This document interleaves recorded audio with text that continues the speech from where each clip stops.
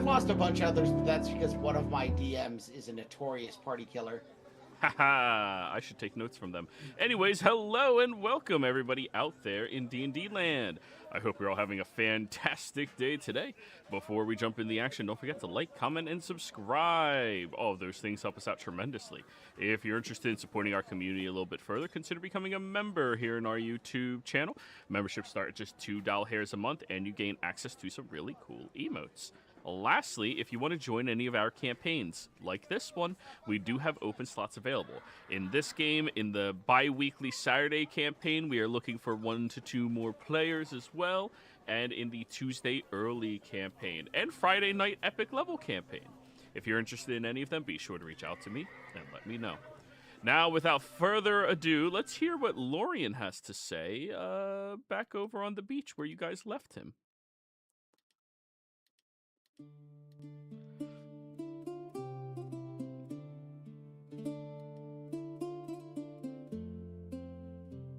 The serpent rose through drowned black stone, too vast for den or shrine alone. Old Odvar saw with sharpened red a starving god that should be dead. Not dead in truth, but trapped and thin, all hunger, scale, and ancient skin. No bargain there, no plea, no pause, just blind old appetite with jaws. So in they went through temple gloom, past roots and tide and flooded room, and kept as quiet as fear allowed, while deep below the water bowed. But fear itself in that dark place moved through the flood with living grace. It found their hearts, it pulled their breath, and drew the monster up from depth. Then Ripley saw the emerald gleam, a green-lit jewel in the sea. It called to blood and bone and will, a serpent whisper soft and shrill. 3 heard it speak beneath the wave, a promise none should trust or crave. Sir Roderick stood against its pull, and held back Nimbus, a steady soul. But Ripley, free of hand and chain, reached out and touched the glowing vein. And in that moment, scale and change began their work, both slow and strange. Then came the beast in full wild sweep, the starving lord of shrine and deep. It coiled and struck through blackened tide, and broke the water far and wide. It ran through roots and temple floor. It crushed and hunted, wanting more. It took Sir Roderick in its maw, and dragged him past the fang and gore. Yet even there, in swallowed night, he fought the thing with iron spite, while Tanatar with arrow and aim drove pain enough to turn its frame. So off it fled through murk and stone, still starving, furious, not yet done, and battered, soaked, but breathing still. They pressed at last toward root and will. There waited then the grove of tides, with living wood through shrine remains. Ripley stepped forth with emerald bright, to place it back in sacred sight. But grove light stirred and would not take the gift returned for old gift's sake. had its own old grief to name, its own long memory and blame. For Thornbush hands had come before to tend, to teach, and still ask more. Not demons there, nor storm, nor sea, but mortals claiming mastery. The grove spoke plain in root and wave. It would not house the line they gave. The thorn bushes were done with this. Their service here would end in this.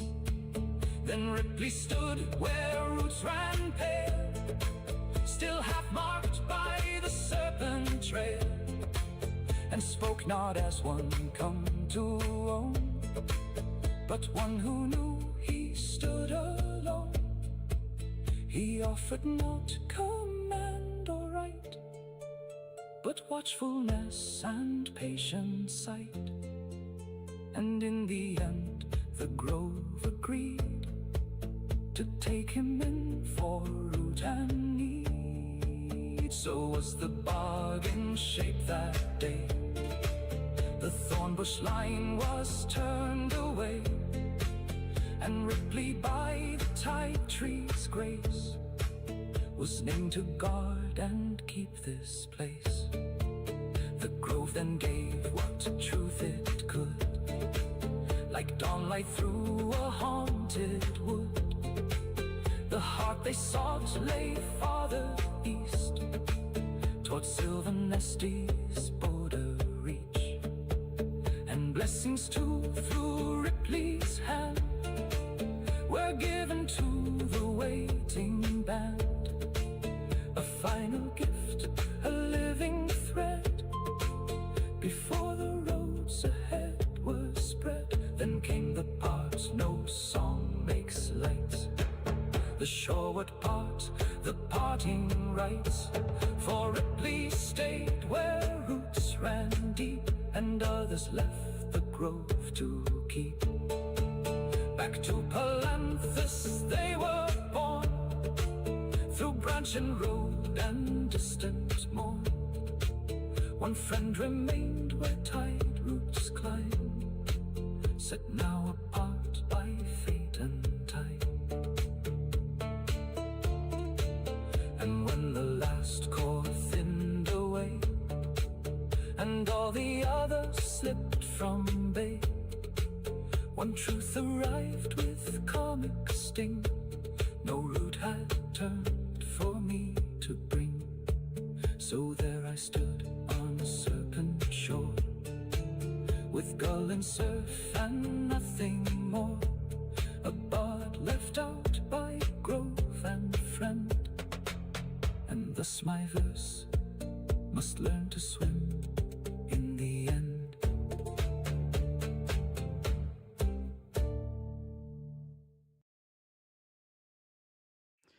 As you all have teleported away to Palanthus, because I checked my notes and I didn't write down that any of you remembered to pick up Lorien off of the beach, you realize you left Lorien at the beach.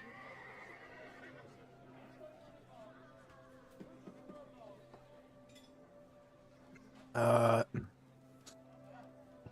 don't know about you, but it seems a little quiet.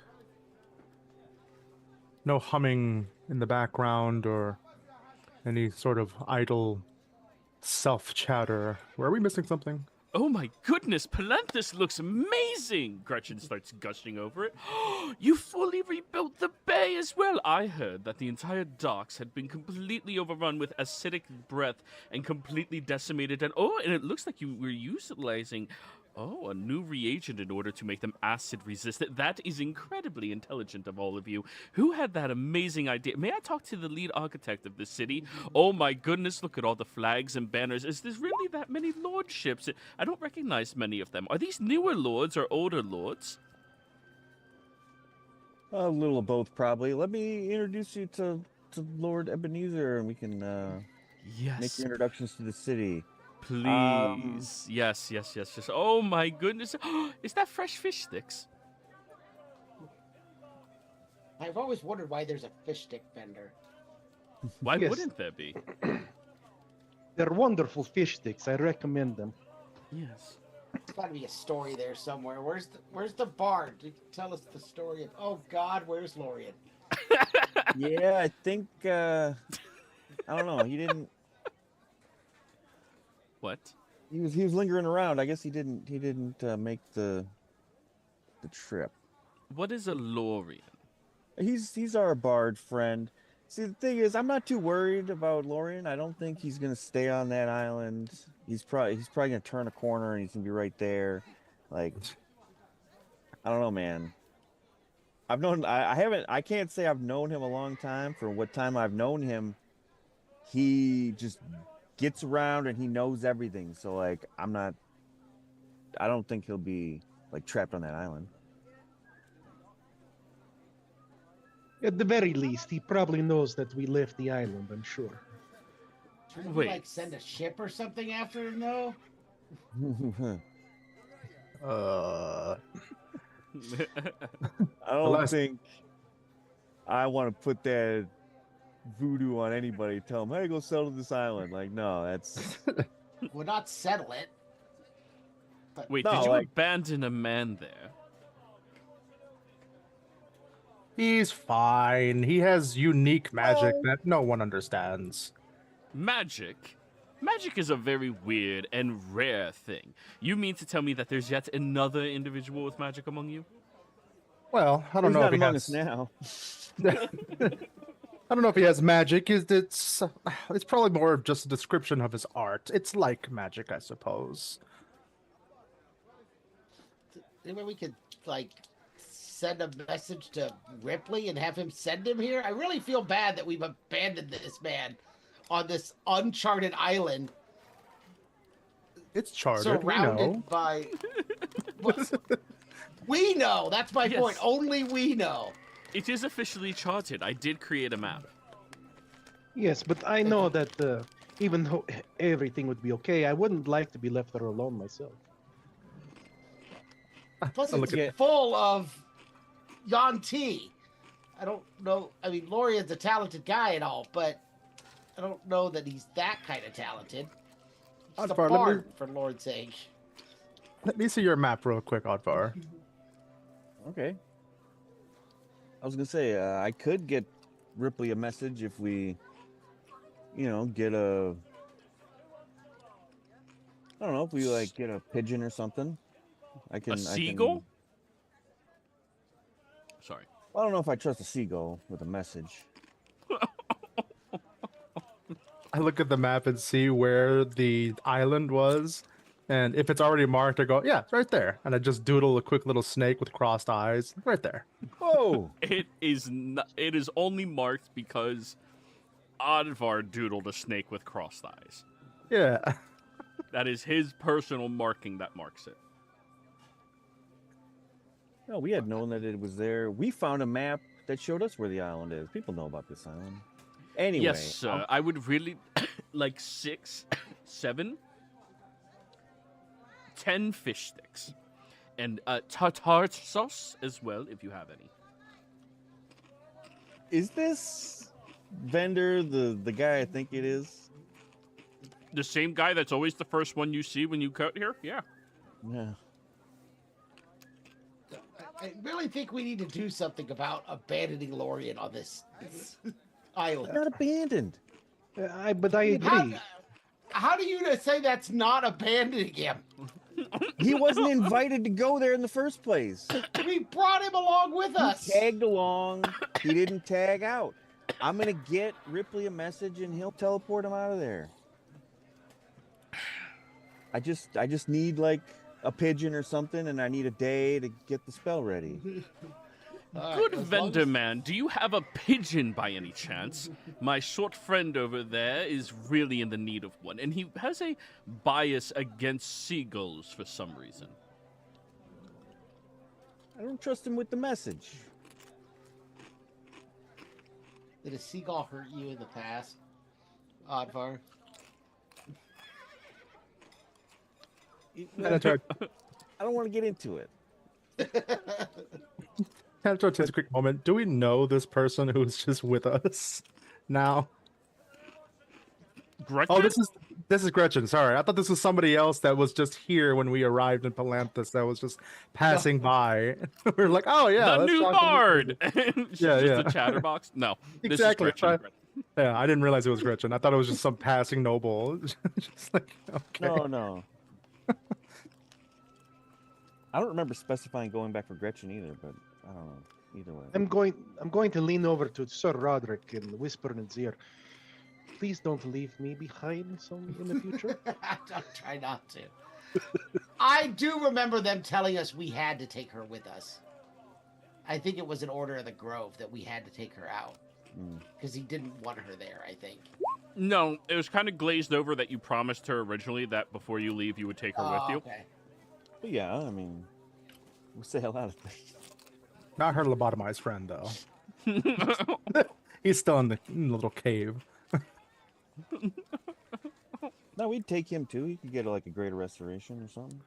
All right, then Max is holding up the lobotomized friend.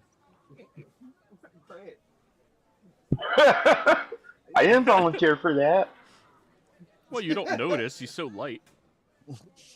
Just over your shoulder. I suppose. All right, I'm going to trust in Odvar that he's going to take care of Lorien. And then drop it. Odvar, roll me an animal handling. Well, I don't have the spell yet, but okay. Oh, never mind. Well, yeah, I need to. I could speak with animals, but I don't have animal messenger prepared right now. I can cast it, but it won't reach the island. Well, that's what I mean. If you upcast it, it lasts longer. Oh, well, I can't upcast that. Well, I can upcast. That's what I mean. Like, if I get a bird, I can upcast it to like 4th or 5th level or something, and like it will last long enough for the bird to get there. So long as the bird doesn't die. Look That's at true. that. I never actually looked at the fact that you can actually upcast it because I never intended to really get higher level spells. But wouldn't some sort of seabird do better than pigeon? Well, that Oh, was just like a an example. I just didn't pelican. want Perhaps a seagull. black-feathered pelican. I was just about to say pelican. You read my mind too. I was just. They That are was native a- creatures of this land. Go ahead. I was just above the table. That was a backshadowing. It was a Mhm. Yeah. going back the black feathered Uh-huh. from early in the campaign. But I don't know Way anything. early. Yeah. I start to think and go, wait, Odvar, you have this spell too. Do you know if it magically enhances a creature's movement? Could we cast it on the chicken and the chicken would take off flying? It would drown. Well, it. I'm picturing a ship out at sea, someone on the crow's nest looking up and seeing a chicken out in the middle of the ocean just flying by. See, in my mind went a different direction where the chicken runs across the land and then gets onto a boat and just sits at the helm of the boat the entire time as it gets there. Stowaway chicken. Just a random chick sitting on top. Animal messenger. What's the name of the one from Moana? Hey, I think. Hey, yeah, Yeah. just hey, sitting there. Traveling. Oh. Hello, everybody. So I talked to that nice man over there, and he said he is going to be more than happy to bring some information by your Ebenezer's estate, whatever that one is. He will also be procuring for all of us a handful of different aquatic-based birds at the discretionary funds of your lordship as well. I'm assured that your lord has plenty of funds for this as well, and I'm not overstepping in any way. By the way, here are some fish sticks. Thank you, and I'll take one. And when I say fish sticks, it's a fried fish on a stick. You're most welcome. Thank you. You're most welcome as well. Another flightless bird. All flightless birds, other than chickens, are eldritors. Led Why by on a White stick? Hostage. so that you can carry around and eat. It is miraculously efficient. I love it. I feel like they should serve it on bread. Fish And on the- bread? The bread would be burnt, wouldn't it? They stick the fish right in the fire. That is a good point.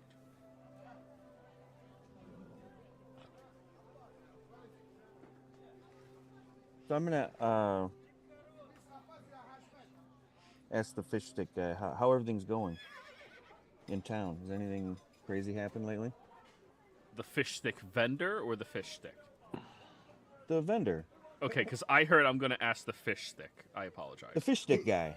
Like, Yeah, you cut out a guy. I heard I'm going to ask the fish stick. Oh. And I'm like, No, 'cause no, that's you not said how this Speak with is- Animals works. This is Silky, right? You said it's the same Yes. guy who's always like, Uh-huh. yeah. Oh. Well, things are going exactly as we are planning for them to be going. There was a strange sighting of a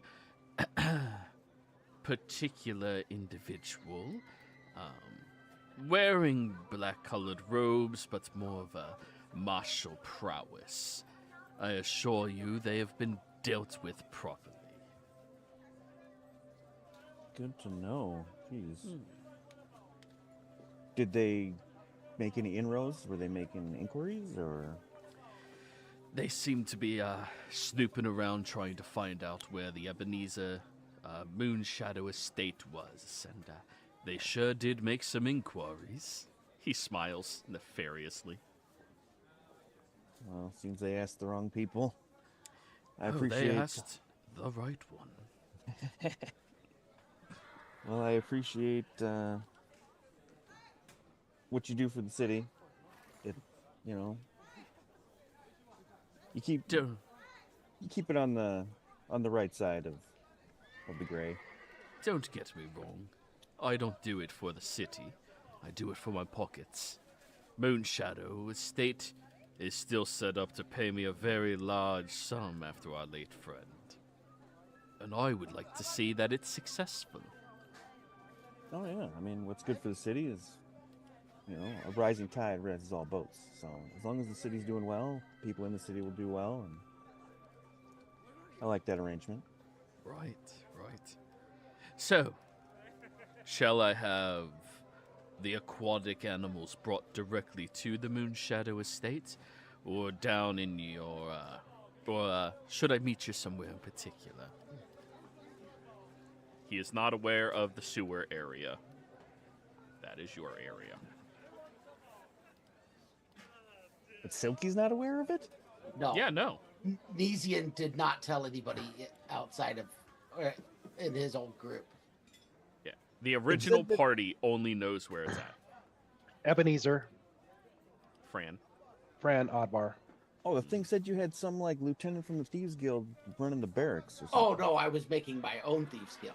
Oh, In the barracks. Nesian was not content with being a member of the thieves guild. I didn't. I didn't know. All right. Yeah, I know you didn't know. You're right, you did not. But no, he did not tell anybody because Nesian was in it for Nesian. And that is exactly why I wanted to make sure I established that before you Yes. said anything else. Yeah, that is excellent.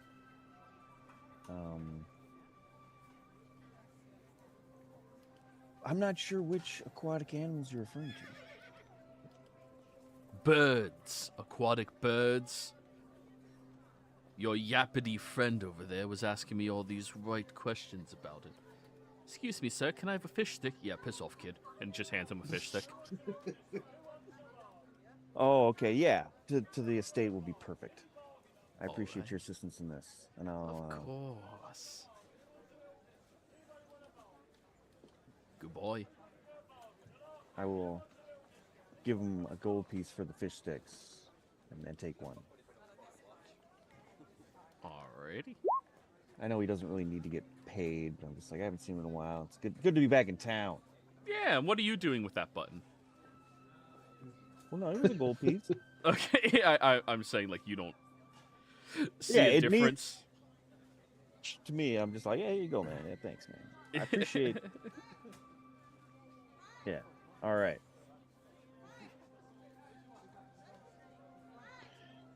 So I'll go back to the group. Well, it seems things are going pretty well in town, but there was apparently a shady black-robed individual who was making inquiries in town, but he was dealt with. Should make sure that we keep the estate on alert. This sounds like something we should tell Lord Ebenezer about, them, if he doesn't know. I feel like that's what I just said. But are we going to tell him, or are we just going to stand here and eat fish sticks? Let's head to the estate. Whoa. I also heard that this city has a new... Oh, I apologize. I heard that this city has a new form of potatoes where they shave them into tiny slivers and then fry them and cover them in salt.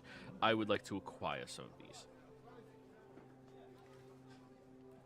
Can find that later. Let's go to the estate first, please. Sir Roderick is just heading to the estate at this point. Yeah, like we're... Yeah. I'll explain to Gretchen, like, well, the estate is on the edge of the noble district, so there might actually be a stand on the way there we can stop at. Marvelous. Then, you make it over to the Lord Shadow Estate, which is looking incredibly well fortified. Its wall is now, what would that be? 12 feet high at this point. The perimeter of it has a patrol guard as well. The grounds are utilizing many of the soldiers brought here. Or sorry, many of the hired guards and soldiers of the town to patrol it as well. And there's even a front gate in order to enter inside. As you all approach over, one of the guardsmen looks at all of you without any recognition on his face. All right, who are all of you? I will step forward. Well, actually, he knows Roderick, doesn't he? This guard knows none of you guys. He's a hired guard from the town. Oh, from the town. I thought he was like one of the hired guys from Roderick. Okay. Be like, hello, I am Advar Thornbush, the keeper of the path, or the warden of the path, and I will kind of rummage in my pocket, and I will pull out the signet ring. I apologize, sir. I didn't realize you were Advar, warden of the path. No please, problem. He opens up the front gate. All of you may enter inside, warden. Good day. Moving in, you see that there's a fresh garden that is... it's a fresh garden that is very newly being established with many different medicinal herbs over just the floral pretty ones that were being grown previously. All of these are good for burn marks and stuff like that. I'll kind of introduce, actually, I think everyone but Gretchen has been here. Yeah, so I'll just kind of talk Gretchen. Like, oh, this is, the front. Oh, they've repaired the first floor porch. It was in shambles when I left, but the second floor was in good shape. We can look around there and That's so much security. Why does one lord need all of this? Does he do nefarious business dealings? Oh, I do hope so. That would make my job so much easier. What is your job? Research, development, and everything along the lines. Exploration. People who are in nefarious dealings are usually much more open-minded when it comes to hiring an individual and doing partnerships in order to have them conduct researches for you, because they don't mind all of the different systems that are in place for it. Did you have... Oh, I'm sorry. No, I just said I see. Go ahead. Did you have a patron currently? Did you have something you were working on, or are you between endeavors? Well, I was working independently by myself, but it would appear that the funds that I had brought with me are dwindling down, and as I am far more recluse from my family at this point in time, it will be difficult for me to justify getting loans from them. Roderick, do you remember what your insight check and history check gleamed for you about her? I can find it. Okay. I vaguely remember it. Yeah,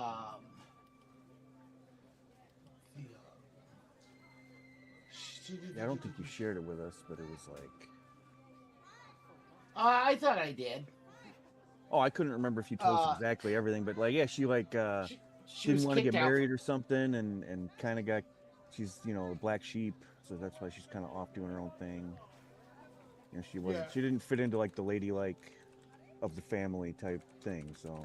Yeah, she wanted to be more researcher than scribe, and she was considered to be pursuing more manly objectives than would be helpful to get her married to someone Yeah. higher station.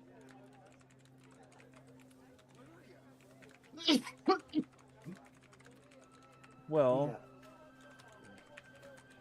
I mean, I'm not sure what type of work you would do, but I don't know if Ebenezer has any call for research just now. But we did a couple of favors for the mayor. Maybe I could introduce you. Maybe he has something that he could have you work on in town. Oh, absolutely not. I'd much rather work with Lord Ebenezer if he's a new lordship and he does nefarious dealings. We will get along so much more well together. Oh, he does not do nefarious dealings at all. Really? This amount of security and he doesn't do anything illegal? This is a temporary move to protect Roderick's family, because Roderick has made a couple of enemies recently, and so we just want to make sure that they're okay. And this area was secure, and they had, training men at arms, because they are, they are the Knights of Solamnia, so they maintain their readiness, and so we just kind of moved them all over here, and it's half training exercise, half just being cautious. Fascinating. Okay, so maybe the mayor might be a better deal. That's unfortunate, but it's fine. So, We should definitely make the acquaintance and let Lord Ebenezer introduce you around town and whatnot. He might be very well suited to talk to people about getting you work, but I don't know if he's having much research done. That's all I'm saying. So, getting inside, you see Lord Ebenezer has turned the foyer area into a small little training pit where he is currently dueling with your son, Sir Roderick, not actual dueling, like they are sparring together with real weapons in order to get the momentum and swings of all of it taking place here. All under the supervision of your father, of course. Ebenezer is seemingly going incredibly easy on him, but instructing him how to know when it's proper to thrust, parry, and when to strike properly into your opponent. Going over the actual knowledge and insights into reading your opponent over just reacting to when they start moving. And as soon as the door opens, your boy looks over at you. Father! And Ebenezer punches him in the face. You shouldn't let your guard down. Sorry, sir. Thank you. Father! With his left nostril bleeding. He's right, Always pay attention. You never know when something's going to surprise you. Advar, you're back. Hello, friend. How have you been? Been quite well, actually. Good. Except the boat sank. Oh. But no one died. Nobody? Not anyone? Not when the boat sank, no. Where's Lorien? Well, he's Lori not and Ripley stayed behind on the island. Go on. I had to throw that. That was funny. He's not dead. Sorry, Advar. Yeah, but yeah, you know, I kind of want to stay off the water for a while. Remember that the Kraken? Or no, you weren't there for that. But anyway, Zaboyan really hates me. So we're gonna stay on land for a while now. It wasn't really my fault, but you know, got all attached to Goldor or something, and then it's a long story. We can go into it later. Really seems that in addition to pissing off the tower, we've also managed to piss off a goddess. So. Oh, wow. You all are very busy pissing people off. And who's this strange woman staring at my banners? Ah, yes. Lord Ebenezer, this is Gretchen Lofren? I don't remember her last name exactly. Should have had it open Gretchen on my notes. Lonfron. Pleasure to meet you. Ah, Gretchen Lonfron. I was unaware that you made it to town. Well, I would hope so. They used some magic bullshit in order to get me here, and I was not sending any notice that I was on my way, because I wasn't on my way to begin with. But I'm very happy to make your acquaintance. Happy to make your acquaintance as well. Ow. Sorry about that. We came across her on the island that Ripley and Lorian stayed on. She was there researching like Yantais, and her research kind of hit a brick wall because there's like a cult or something. But we kind of smoothed things over a little bit. But nah, that cult is weird. Right. All right. Well, while you're here, Miss Lonfron, I'm more than happy to house you if that is necessary. What? Why does he keep saying "ow"? I have What's wrong? My leg is pins and needles. Well, I know why. Oh, I do now. I can thought about it now. Out of character. Yeah. Gretchen, she's probably, with researching and whatnot, she's probably best suited to, perhaps doing some work for someone in town. If you could find her some work, we can get her an apartment. I'm gonna think for a sec. Is Fox's apartment still available? Do we still have that? Yes. But it was in a shithole, wasn't it? I mean, the entire city was a shithole. It's all being rebuilt and looking nicer. Okay, well, I don't know. He seems nice to like nefarious dealings. That's kind of the central hub of it. True. Like, well, we still have an apartment in the Golden Estates near New City. You could use that. Oh, wonderful. That would be much better for my research. Then I wouldn't have to care about cleanliness or anything like that. Yeah. Okay. But yeah, Lord Ebenezer, I was also hoping that you might be able to either take a look at or get someone to look at her companion, who the snake people kind of brained him. Oh, I'll ask Max to kind of bring him over. What is wrong with this individual? He's drooling everywhere? That's weird. Okay. Just curious, if you can take him to what do you call it, the Blue Lady, like the temple for healing. Yeah, I'll try to do that.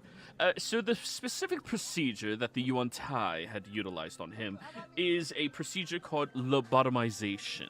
to be lobotomized. That is where they find a particular segment inside of the brain that they've already researched and studied and remove it so that the individual becomes incapacitated and incapable of normal comprehension of information whatsoever. A dear friend of mine, by the way. Oh, and I should probably also emphasize, I am a lady. Are you now? Okay.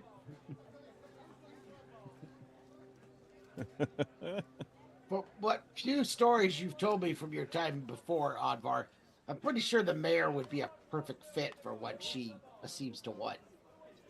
Just you mentioned some nefarious things he did as the mayor beforehand, so maybe that's exactly what she wants.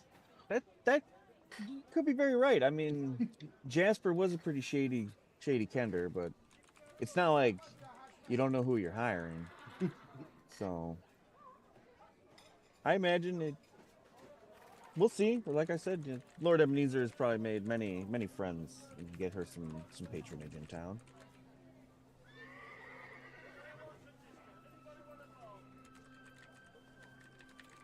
But there are certain matters that do need to be discussed in private. Yes, my lord. please, let's go over to my sunroom. That should be reasonably.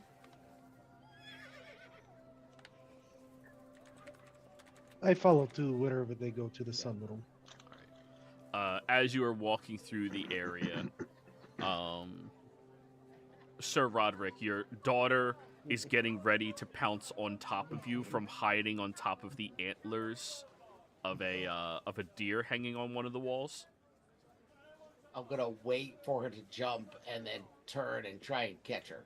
Okay, sleight of hand.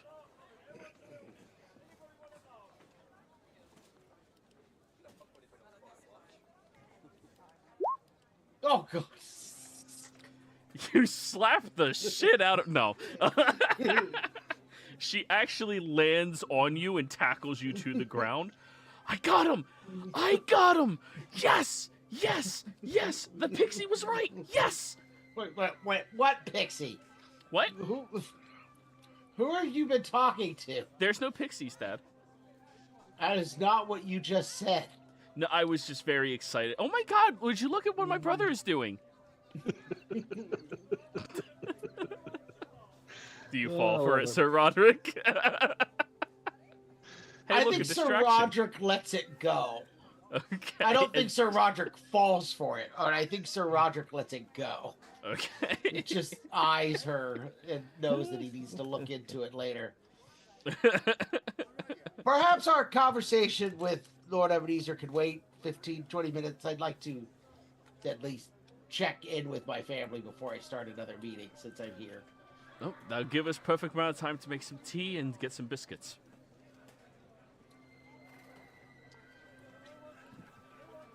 That works too.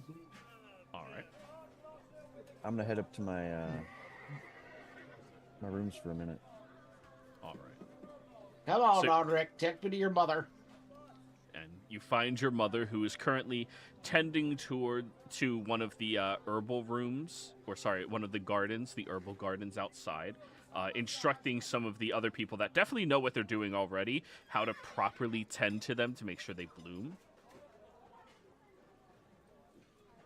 Oh. Hello, husband. How are you?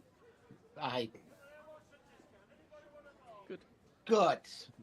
How has everything been here at the estate? Chaotic, exciting, and safe. Good. That is the main goal. Yes, we haven't gone outside of the walls other than with Lord Ebenezer. But luckily the estate is large enough that we have been able to not feel cooped up or cooped in. Though your father is not handling this as well as everyone else. I'll talk to him. I understand it's restrictive, and I'm sorry that's been placed upon you. It is perfectly fine. Protection and safety of our family is more important than convenience. It seems the more we pull at this, the more it seems it's necessary. Good. Shall I go fetch your mother? No, we have let's head that way. I only have a few minutes before we have to have a meeting with Lord Ebenezer, but Okay. we'll hopefully be here for at least a little while before we head to our next destination. Yeah, and my daughter, I look at her out of the corner of my eye where she can't see me. I look down at her, and it seems like we have to have a conversation about some other stuff. Yes.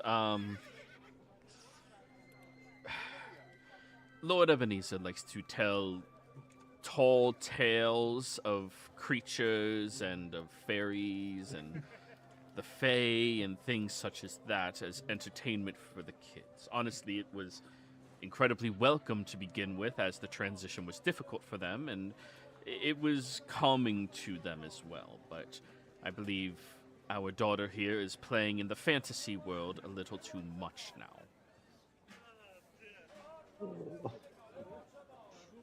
And this is how you make warlocks. Oh God! Oh, I love it. Wait, is Roderick gonna look at Advar and consider all the crazy shit that he just says that he's not even lying about? Well, And he that might be he used to be.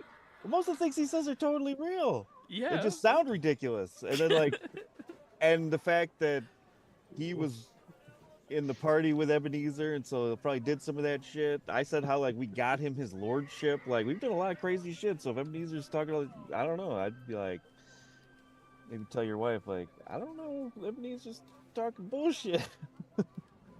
We'll talk in character later when there's no one else around, because just Sir Roderick is wondering if there's more going on than Sir Roderick understands. Because he's seen some things, but he's not willing to tell his wife that yet. Yeah. That maybe his daughter is talking to something that he doesn't understand. I love it. I'm having fun. Hilarious. Yeah, Nimbus hasn't said anything. It's great. It's just. But yes, I believe when we get back, we're going to have to ground her a bit. Not actually grounding, but ground her to reality a bit more with studies and such. But for the time being, at least we're safe. There was a commotion of a shady individual missing a couple of teeth who came here. Only spoke with the Lord Ebenezer, and then left abruptly after that, after he received a small pouch of coins. Are we sure these people are authentic nobility? Who, Lord Ebenezer? Yes. I mean, he was elevated to the position by the city. And his family that I'm aware of doesn't have a lineage to it towards nobility, but all noble families started somewhere, from the people electing them to that position or putting them in that position or seizing it over a bunch of people. It's probably better that he was raised to it by the city than he took it. But I don't think you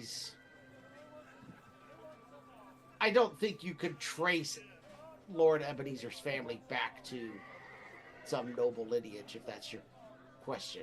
At least not my understanding of it. My question was, are we positive that he acts in noble manner?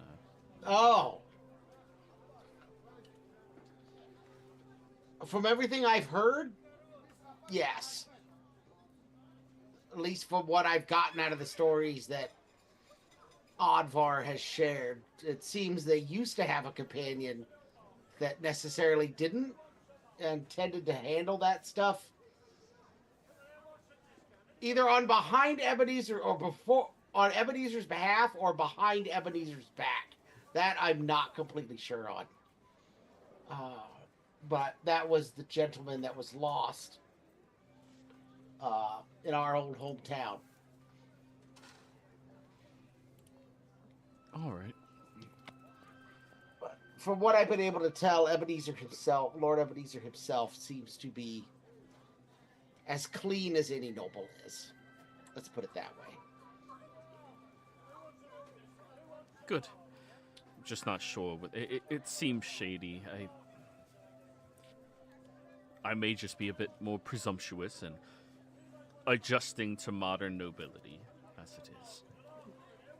You know as well as I do that sometimes nobles have to take a different path to accomplish some goals.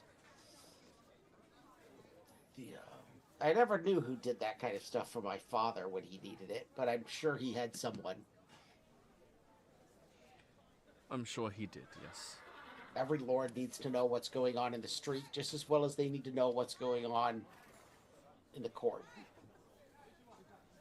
Okay. If it's not something you think I should be worried about, then I won't.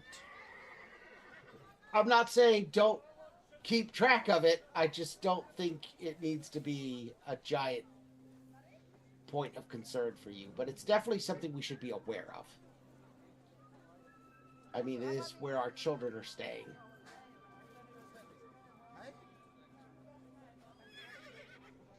But if he has to grease palms of some less than reputable people to make sure that you and the children are safe, so be it. I'll let that stain on my soul, if that's what it takes. Very well. Thank you for the assurance. But I suppose we need to get to our calligraphy classes. Is that right, daughter? No? Yes. Yes. Why do I want to learn calligraphy? It'll help you in your noble pursuits when you are older. Go to your classes. Later tonight, I will tell you stories of goddesses of the sea, snake men, and ancient rituals. Oh. Okay, But let's go. only Hurry. if you are successful in your lessons. Yes, I know. Let's go. Come on. Mom. And she starts pulling out her arm. But back to, are we gathering everyone up together, or was anybody doing any solo stuff? No, I'm No with everyone solo else. stuff for me. No solo. Okay. No, Well, I'm then- back. I wasn't really doing anything. I was just checking on my plants. I was just Oh, like, they're yeah, everything's chilling. good. Yeah, you know. All right, then. You all meet up with Lord Ebenezer, who has prepared some tea for you all. He looks over at you, Nimbus. Always a pleasure to have you here again. Thank you. I appreciate it. Your hospitality is unlike any other that I've held. Oh, I try my best to make sure it stays that way. So, everyone, couple of updates from me, at least. You see, there was a bit of a problem in the city. There was a agent of the Black Tower that was discovered. Luckily, I paid individuals to... Well, they didn't even ask for that much money. To keep an eye out for any such individuals. And the moment my name and estate came into questioning, I have it on their authority that they were dealt with before they even had a moment to communicate with anyone from afar.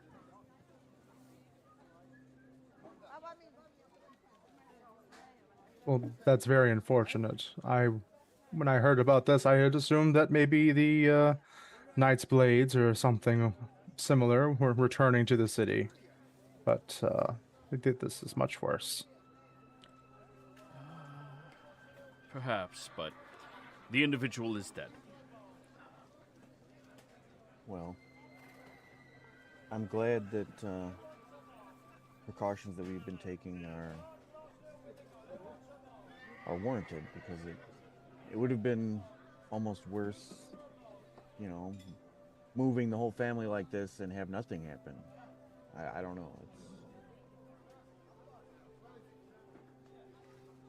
It makes it worth it, I guess. Well, from what I learned, they were just attempting to gain a footing here. Nothing ever came up about your family, Sir Roderick, so they were just asking about me, but if an individual is associated with the Black Tower, I think it's a good policy that everyone should kill them. 2 questions for Agreed. you. Okay. First, did he have any unique things on his person? In particular, a doll of his own visage. That was not conveyed to me. Or And sec- perhaps a doll of any kind. Nothing like that was conveyed to me. They were a larger individual, Goliath in nature. They wore a blacked cloak that seemed to be made out of the robe itself, and they had these bracers on them that did radiate some amount of magic. What was done with the body? He looks at all of you and just shrugs. It was dispersed into many different feeding holes of various different sharks.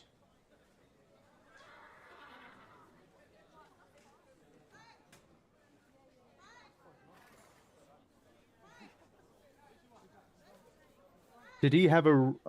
I know you're not aware of any dolls. Did he have any rings on him, signifying his participation with the Black Tower?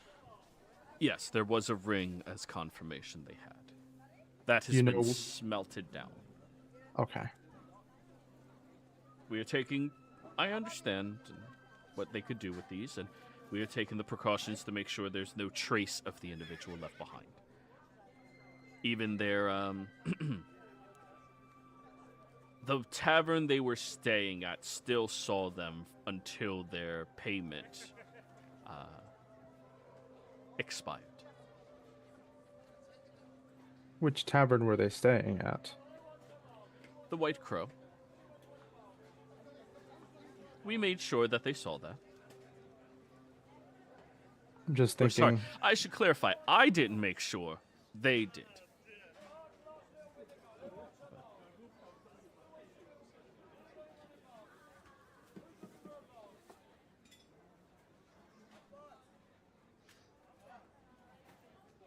These magic bracers sound interesting. I wonder what they do. Oh, they're wonderful little things. And he pulls up his sleeve. They give this really protective aura to you when you are attuned to them. Very nice. I am now going to insight Go for it. Lord Ebenezer to see if he... It's been a little bit since we've seen him, but just to be 100% sure, he doesn't physically appear different. He hasn't been acting different. His voice doesn't sound slightly different. Yeah, insight him. That is a 20. From the limited interactions you've had with him, he does not Yeah. strike you as being any different, just acting a little more noble in front of the noble. You mean Roderick? Yes. Okay, I was making sure. Like, Fran's not here, right? Gretchen? I thought we ditched her. No. Sir Roderick is a noble. Yeah, I was He just is making sure. only I was like, slightly when you said in familiar. front of the nobles, I was like, wait, fuck. She's just looking into the window, ear pressed up against the glass. Get the hell out! Hello. Fascinating conversation. Can I have some tea? All right. I have a tendency to forget people are in the room and I say the wrong thing. Yeah. Yeah, I know this.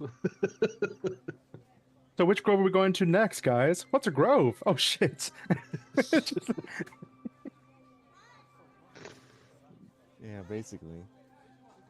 But yeah, and obviously we fill in all our exploits with Lord Ebenezer. Yep. crazy times. But yeah, we've been going pretty hard for a while. I think we're gonna stay in town for at least. I'm kind of turning the group like a couple days, week. We'll figure it out. But yeah, like, is there? It looks like the ground floor's been kind of fixed up. Is there room enough for everybody to kind of? Oh yeah. Take out a space. Yeah, we cleared out the upstairs all completely as well. So, if everybody needs to room and board here, they're more than welcome to. All I want is another fish steak in a bed. Well, we have both. We can get for you. Don't worry, Maximum. We'll get you a fish stick. Yeah, because I was spurting a little bit there for a second. Yes. You all seem to have had quite a day. And Sir Roderick is currently AFK, and he's the one who wanted to ask about stuff. It's okay. He'll be back soon, I think. Let's hope so.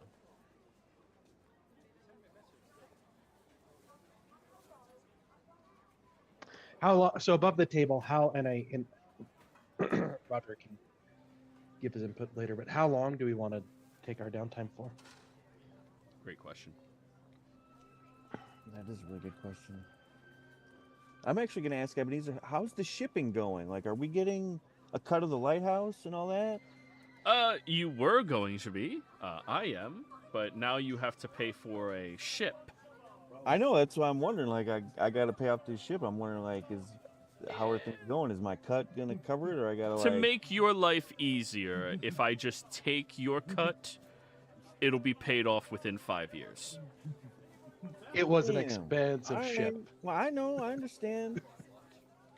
Well, he kept the good ship.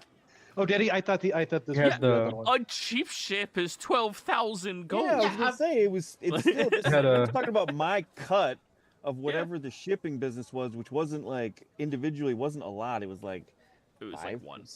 We took a schooner or something like that, but Yeah, so like I figured Well, like they the boat had a pretty like when he's like, yeah, it'll be your cut like for a long time. I was like, yeah, okay. I mean, I'm sorry. Like, you know,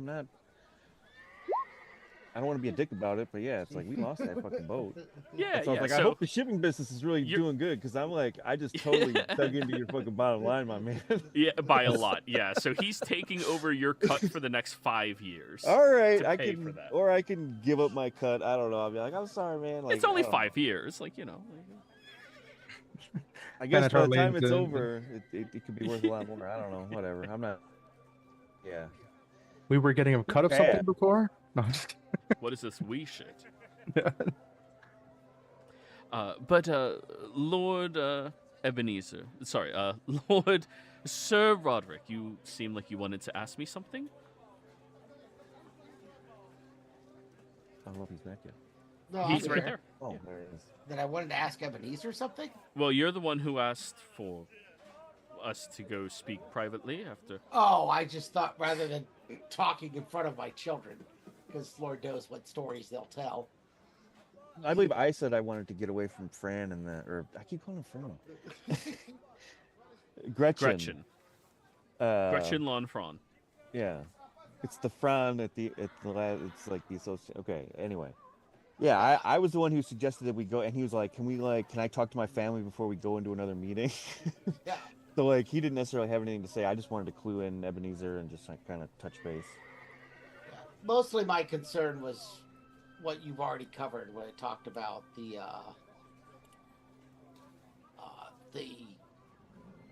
possible member of the tower that was in town. So. And frankly, a member of the Black Tower talking about Ebenezer is bad either way for Ebenezer, because Ebenezer was very involved in the escapades of the last tower. And I don't know if he's ever been really quiet about it. You know? Like, that was a pretty big Black Tower mage plot that we fucked up.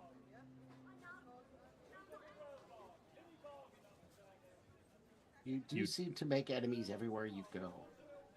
Which I We're guess just is good. Stopping assholes from fucking up the balance, you know?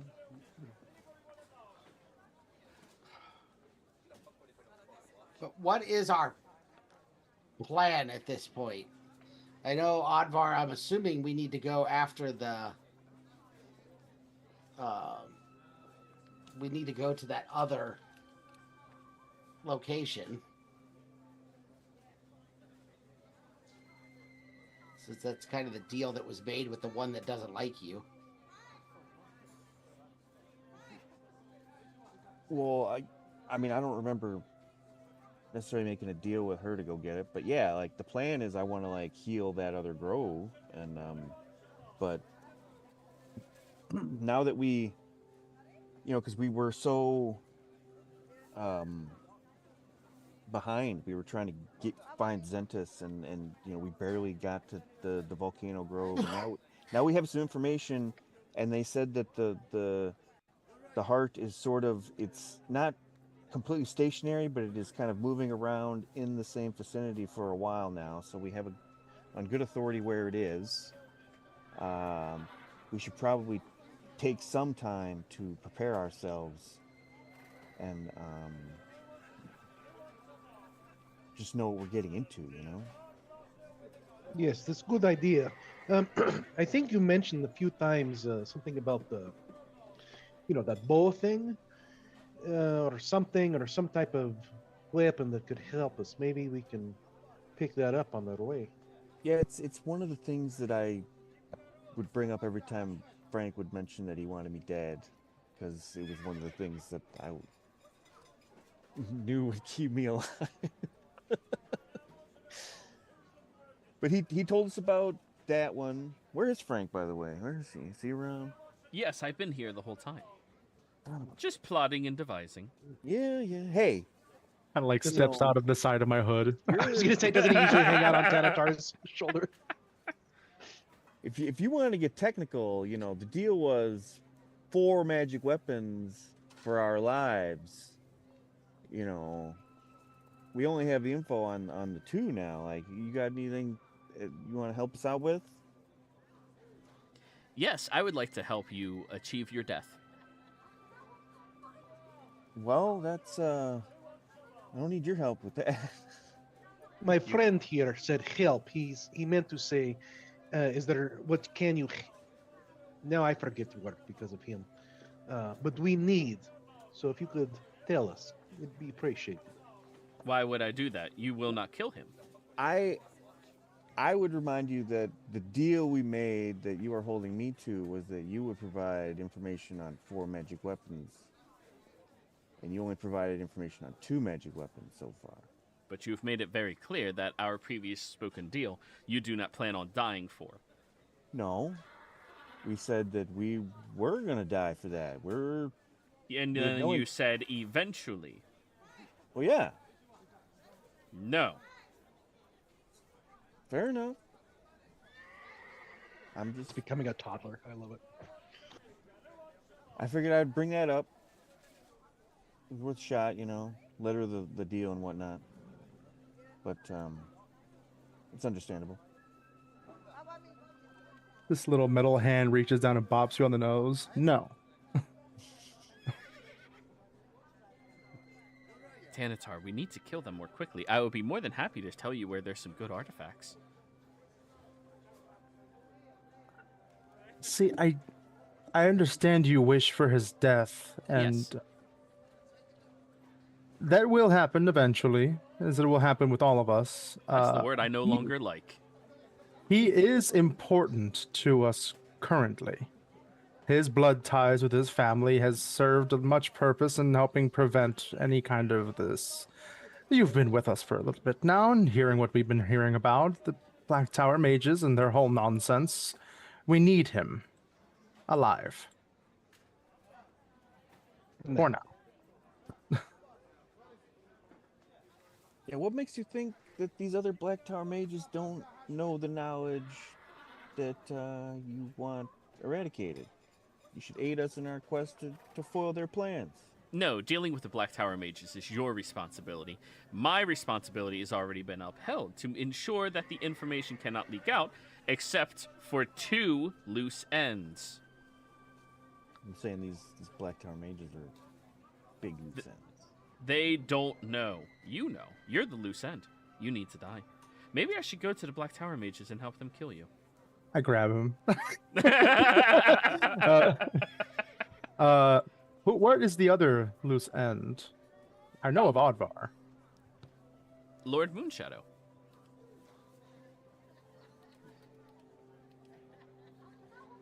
He was part of that original deal. Oh my God, Fran's dead? Wait, who's Fran? Presumably, goblins have a very short lifespan to begin with. You travel with goblins? Do you not listen to any of their stories, Tanatar? I don't, unless it's about Black Tower mages. It's most of what it is lordships, obtaining titles, things I don't really care much about. Her name was Fernando Waddletwat, and she had an owl bear. Was this Her name Sammy? Sure was, yeah. Yeah. I could tell. That is 100% Sugar canon, bitch dude. into waddle twat. Yeah. You should have been here for that one. She spent most of her time messing with my character. She told rumors that he shit his pants all the time. And, You did shit yourself once. yeah. Yeah. Once. Yeah, it's because I can't pass a constitution check for food when Joey's the DM. No, you You can't. You didn't just make a deal with old Brown Trout, did you? And this is Millie, her owlbear companion. Yeah. We It don't know was what happened human. inside that snake's mouth, too.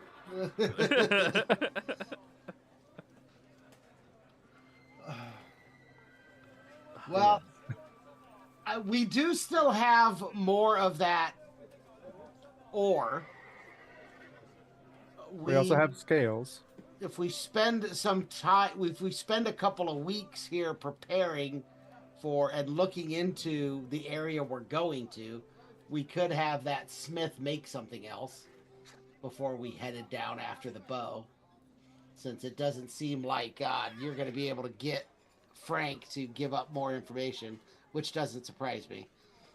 It was a long shot. I mean, Unless Danatar agrees to kill you. But he'd have to, I think he has to stop putting catchphrases around that with eventually and so on and so forth. Yeah. The small print. Frank, as I kind of I walk away from the party just a tad, not incredibly far, but just kind of whisper to my shoulder, essentially. Remind me again, what was your original deal with those two? You were going to provide them with knowledge about these items because it was best that they would not be discovered by nefarious hands? No. What was the deal? The deal was I would tell them where these artifacts were because it would help them in the battle against the Black Tower mages that were researching and learning about things that other higher beings don't want them knowing about. Well, is that battle not still ongoing? No, We all haven't of those quite Black Tower finished. mages are dead. The only loose ends are the 2 people. I say that we are currently still combating against the Black Tower mages. We know they're not all dead. Yeah, the ones that knew the information are dead. There's specific information that they were privy to. Those ones are dead. How can we be so certain they didn't share their knowledge with other members? Oh, I know. Are you a bard? No. I am not. I am Frank. Okay. Normally Here's the people who... a very nice bowstring, by the way. Magical one. Makes all of your attacks magical. Yes, I've heard. I've And also I would heard... be more than happy to tell you where it is if you just kill Oddvar. But we need him. No, you don't. None of us have any other connections to the groves other than him. Well, besides Ripley, but he is also no longer with us. Yeah, but you don't need.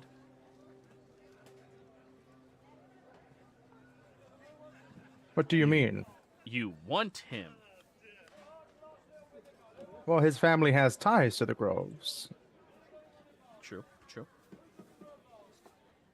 Would we be able to access the groves and obtain their knowledge and things without him with us? Don't know. That's not my problem. But need is all subjective. Well, you can't quite say that we don't need him if we're not sure. Well, yes, I am, because you don't need to be doing this mission. You don't need to be caring about this stuff. You choose to be. And that is fair. You are allowed to choose. That is the right of mortals, choice, all that stupid stuff. Was there a specific time frame that was established with the deal that you had made, and that is the breach that they currently have on you? I insinuated a time restraint, and they used tricky wordplay in order to deceive me. I can understand your... Stealth check maximum. I can understand your frustration with them.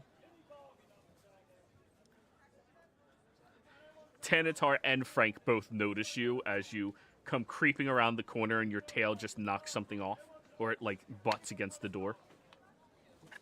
I turn just slightly to look, and I kind of wave my hand, like, get out of here. I'm just looking for fish sticks. Oh, there's none over here. I hate those things.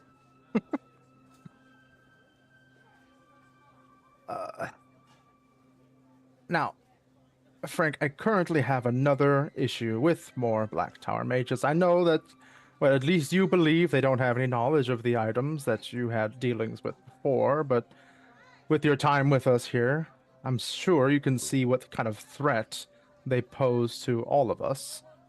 Yeah. To all of you.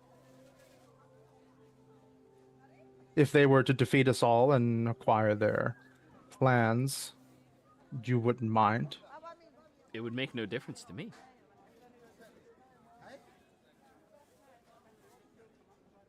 Tanatar starts to kind of understand fully this guy's truly just neutral, doesn't have any kind of ties to anything. He's like kind of hoping that Frank was going to be on our side, but he's not on anyone's side. No, he's still Yeah. serving Frank. Yeah. Monk knew that. Tanatar is just like, okay.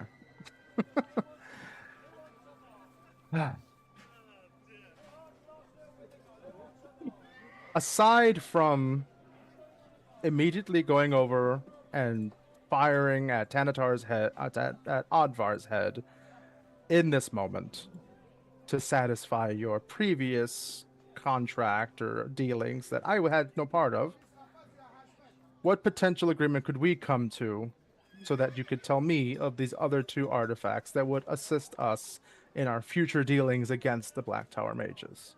And you are not trying to lie or manipulate me, and you're not going to neg on the agreement that we come to? I do want to know what your requirements are first, but I will not try to lie to you. My intentions are good. We need these items to assist us. I understand you have no specific ties to whether or not we succeed or fail, but regardless... It is your call if this is a persuasion or deception check.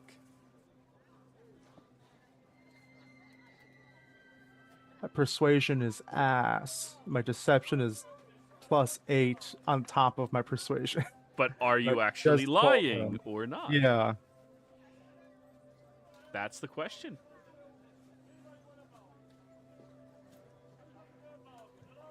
You know what? I'm going to say yes, because he's just learned that Frank honestly doesn't care either way about whether or not we win against the Black Tower mages, and I think that would irk Tanatar enough to not see Frank as a true ally.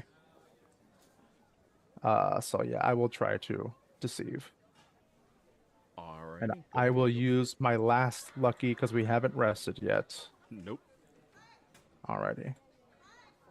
So this is going to be with advantage, plus 10 to deception, 28. Ooh, dang.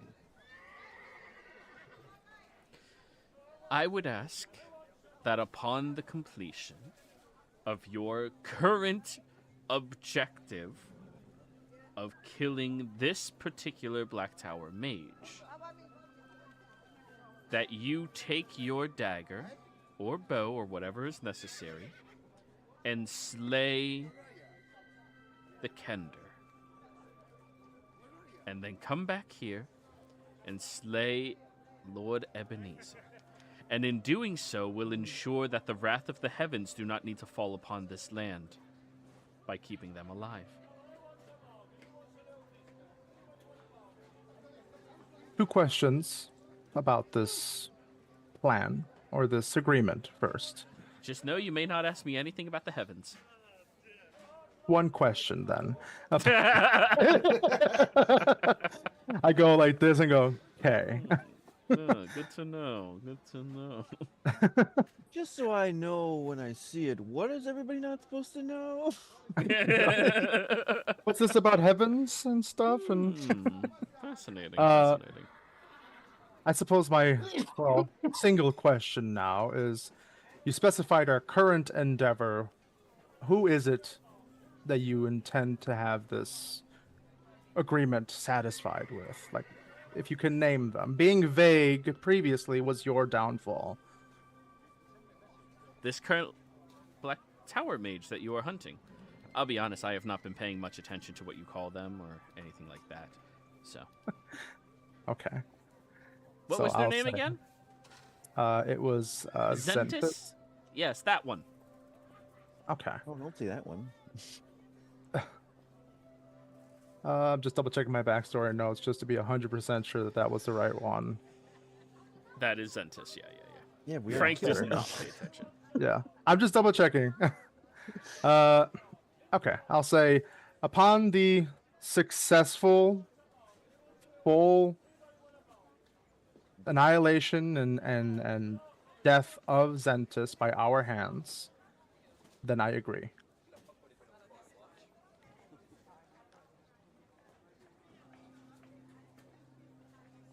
Good. Then we will make a heavenly pact, and he will shake your hand. All right, I shake his little hand. But you never asked me for anything, dumbass. No. I said I had it part of the information prior for the last two items.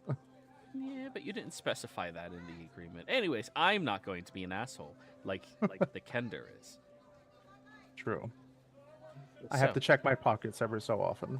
There is a legendary bowstring over in Nightland that has been left there for ages.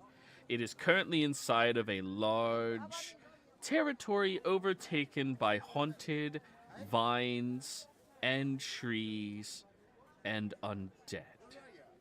However, it is exceptional at curating the necrotic and evil energies of the realm and retaliating them from its wielder back at the individual who they desire to slay and kill.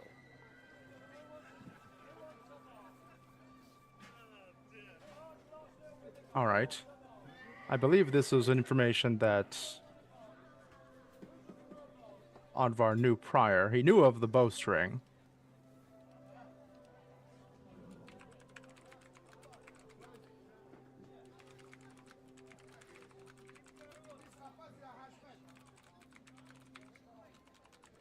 Because one of the, just out of character, the first one was the sword that Ebenezer has right now, I think. Yes.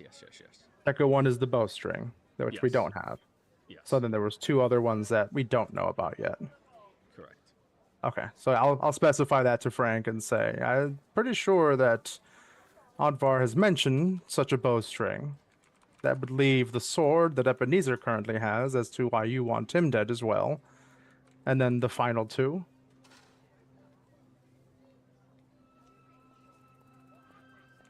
Which I'm assuming you're like pulling up stuff, so I'll wait. Yeah. Yeah, Like yeah. I said, that was not my...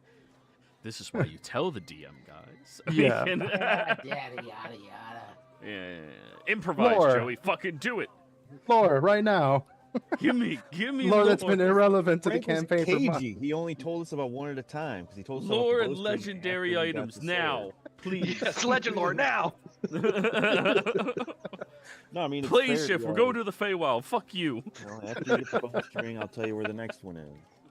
Yeah, that's always how he worked and operated. Yeah. But I'm pulling up my catalog. Let me get them. Yeah.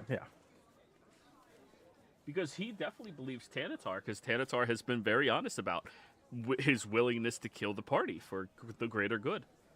Yeah. And Frank believes this is the greater good. Tanatar's just now thinking if we can somehow have Zentis die by a means not directly our hands, then this deal is null and void. That's why he's like specifying our hands.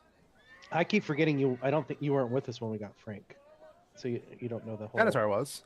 Was he? No, the Okay. second No. time, not the The first time. second Yeah. time. Oh, second. No. I found him in a rock. Well, he only made the deal with you and not any of us, right? Yeah. This current So- deal, yeah. And nobody else is the wiser about this deal either, Max, because you failed your stealth check. Goddamn 12. Yes. Mm-hmm. So, there is a couple of other items I can make you more aware of. I told you about the Whisper Thread.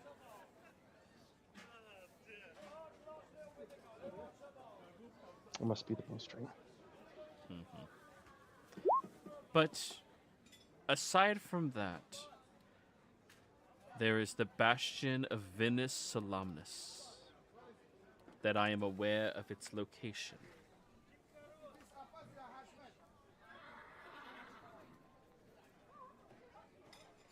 And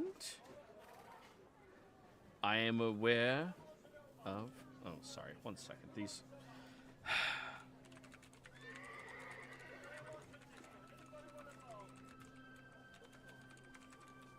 I love these kind of quests, by the way, hinting that there's a magic item somewhere and like, go find it. I just did it with my own party.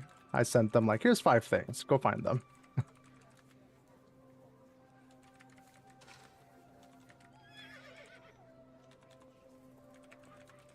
I have one for the Tuesday game. We just have never gotten around to it.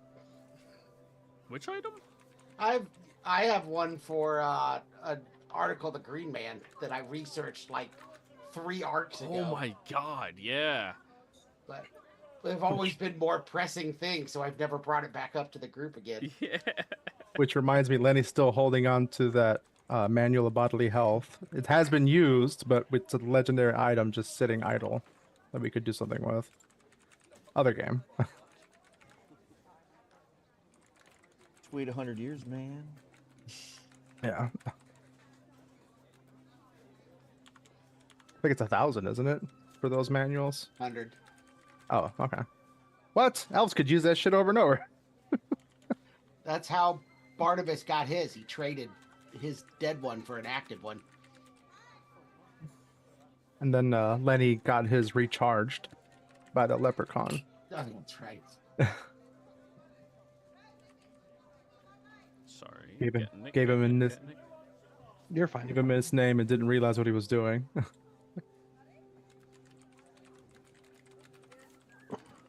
You're totally fine. We're the ones that talked about this Yeah. last night. Just dropping stuff in your lap. It's better 'Cause than a even- shopping episode, though. This isn't even the stuff we drop now. It's even 2 more. Mhm. Alrighty.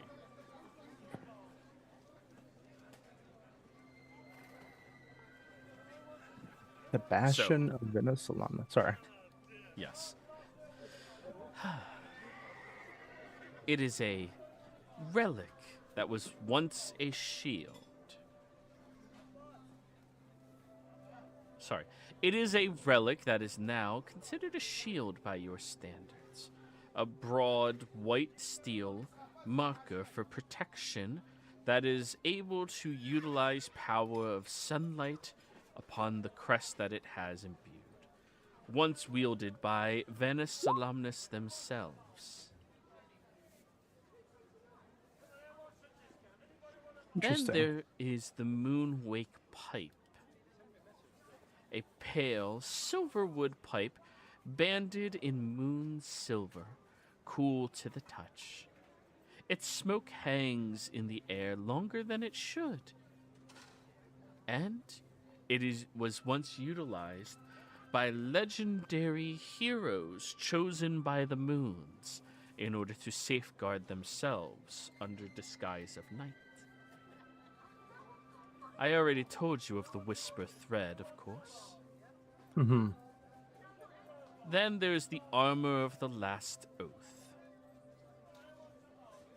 Legendary plate set that was reserved for Solamnian knights specifically from the age when they first were made. However, all of them have been destroyed, made into protective natures for lords and kings and their towers, but I know of one that still is in full function. And I'd be willing to give you these informations, but I need assurance of the death.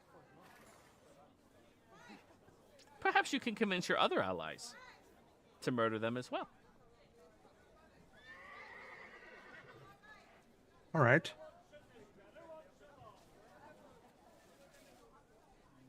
This gives us at least some information to utilize for now. Thank you.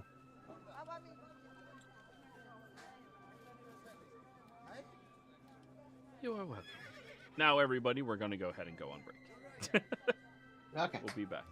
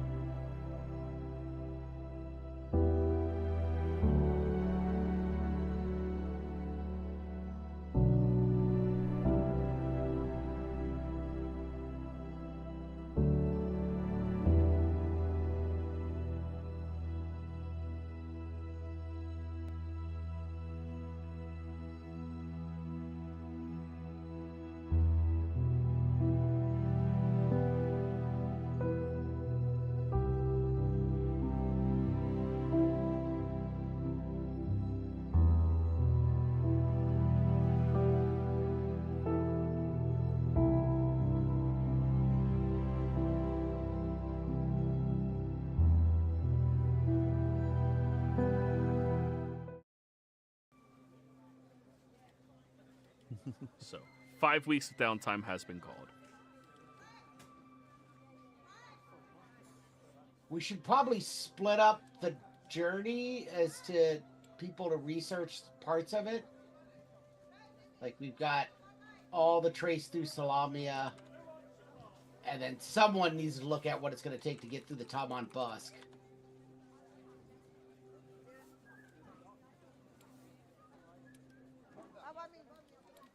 So let's divide and conquer, everybody. I can help with research through the mountains. Why don't I take Salamia, since it is my area? I'll hang out with Tantar if he wants. This Okay. is more engaging than just hanging out, buddy. It's Yeah, doing shit. I to know. help. I know. Just making I don't- sure you're not like just Yeah. backseating. It was just a figure of speech. I got it. Okay. Yeah, I don't think the Dragonborn researching Taman Busk is a bad idea. So, Was there a route through Salamini? I thought like it just sort of picked up at the Weyreth Tower down here. it does, but if we're going by land, we have to go through all of Salamia to get to Taman Busk. Yeah. Unless you over here. tree stride someplace else. Because Gardland, Nightland, all those are parts of On this Salamia. side. All Yeah. the Lunds. Okay. Well, it depends I if you guys wish to do this journey or not. Because as a reminder, you do have a druid who can just get you over here at Newport. Oh, I guess that's well, but it depends I've upon got- whether we're going after the bow, which is in Correct. Nightland. Yes, yeah, that's Yeah. why we should establish what route we wish to take. Firstly, But I would also say that I remember that there was a very large, distinctive tree on a hill in a cemetery in Leggett. So I can get us like there. oh yeah, And then Remember we that had cemetery? Right. The undead attacked me in that cemetery. Graveyard tree. Very distinctive tree on the hill next to the fucking crypt where we were sheltering. was that in Leggett or was that the crossing? I think that was the crossing into I- Nightland. Off the top of my head, I thought it was a regret, but yeah, it's like right there. Like Yeah, it's after the ferry. It ride. probably is actually right, just on this side of the river of Nightland. Yeah, because It was, That's yeah. where the fucking. So then it's even closer. It's basically where that fucking blob is. Hell yeah. So Yeah, yeah, I can let- get us there, and I can jump us to Newport. But yeah, traveling through the mountains could be safer than trying to go on the ocean or anything. Because this is like a big desert, like it's all jacked up, you know, like they said the fucking elf blew it up or whatever.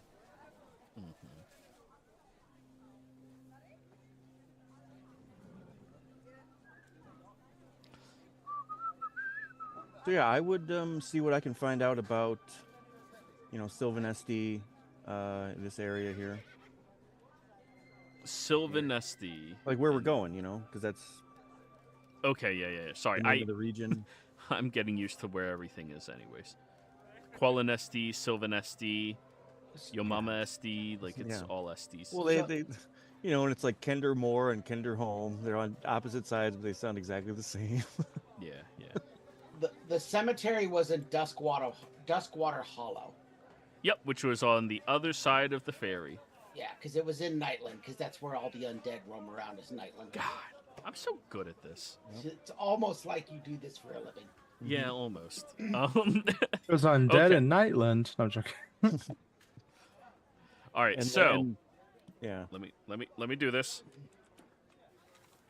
Week 1, Advar research Sylvan SD. Are we leaving it that wide open? Just research Sylvan SD, or research anything specific about Sylvan SD?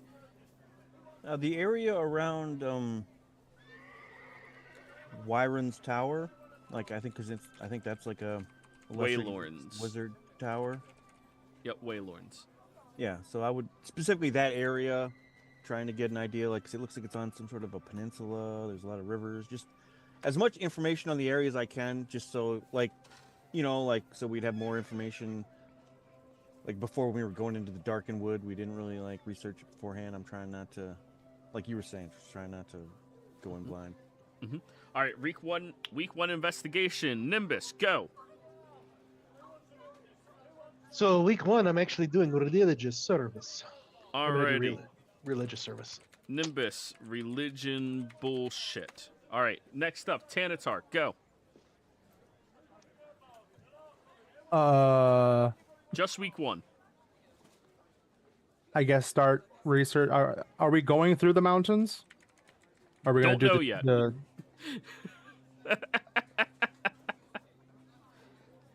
You're muted.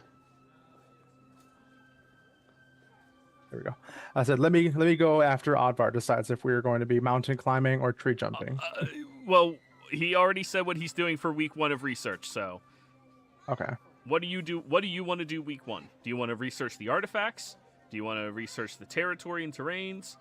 I'll try to research the artifacts I just learned about. All right. And I would say- Research artifacts. I've never said I can jump us to the other side of those mountains. Correct. So we're pretty much mountain climbing either way. Okay. Alrighty, Sir Roderick. Nightland to Throt.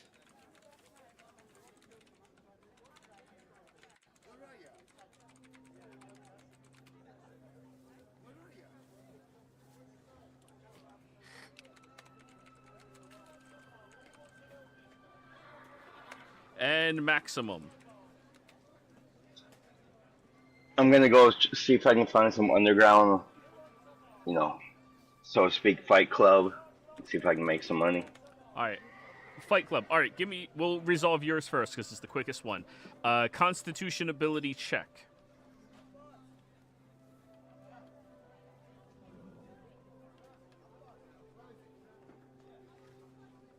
Athletics.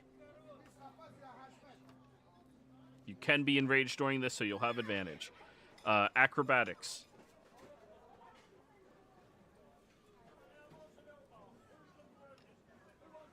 All right. Roll a hit die.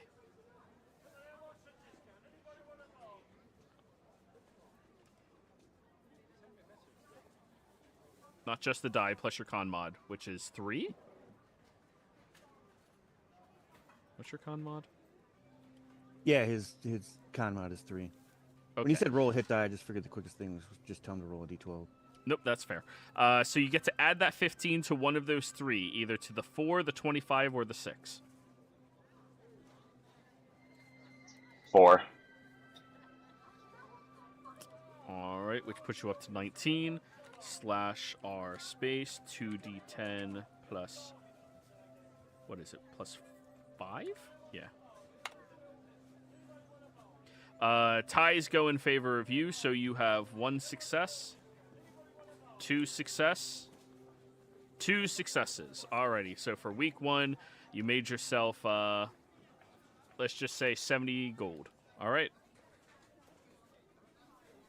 Perfect. Alright, religious service, Nimbus. All right. Are you trying to achieve anything specific? No, I just looked at the Xanathars and it just said roll a d20 and then no effect or earn 1 favor or earn 2 favors for the week. He's just out there kind of spreading the word and helping out where he can and talking about Solinari and the good moon, the white stuff. All right, so you're doing religious services for the Church of Solinari. Yep. Okay. That is going to be I think, persuasion? It said I can do a religion if I could. That would be great. Yeah, sure. Okay. Sweet. Caroline. Okay. Yeah, it's religion or persuasion, either one. All right. Skills. And religion. Normal. It was a 19 on the die. 25. So that is going to be 2 religious favors for the Church of Solinari in Palanthus. All right? All right. Yep. All right, that is your week 1. Going on from there, let's do Oddvar's research. All right, researching the area around the tower. Oh, whenever Silky brings me a pelican, I'll send it off to Yeah. Ripley. Yeah. That's fair. I'm gonna say I did it. I don't know for sure if it makes it. I'm gonna use a 5th level spell, so it'll last like 20. It'll last 21 days. So the spell duration is 21 days, and the pelican just needs to fly to the top, fly to the island, and tell. So he's gonna fly to the island, to an area I'm familiar with. So he's gonna fly to, like the beach near the ritual site, and he's just gonna look for Lorien. Sure. And then, Yep. You and he can do finds that passively, no problem at all. Yeah, and the message will be, sorry we left you. Get a hold of Ripley. He can get you back to Palanthus. You know what to do. That's my message. Good enough. Okay, so You are doing research. That is correct. Let me get over to here. Relaxation, fighting pits. It's after relaxation. Religious service. Research. Drop me 50 GP. And you can give yourself a +1 bonus per 50 GP. Oh, okay. Up to +6. And this is going to be investigation. So is the first 50... Nope. That's just baseline to get started. Okay, so the first 50 doesn't give you a plus. And then Nope. Plus is after that. Okay.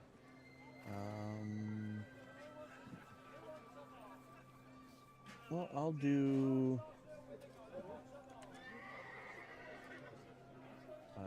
so it's 50 GP.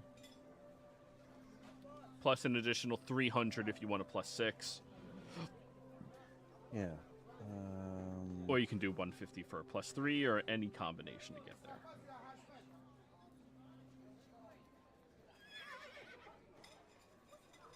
So I'll do...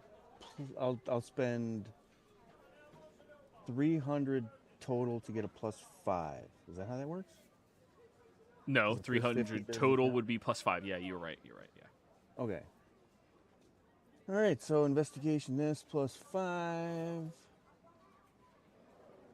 Come on.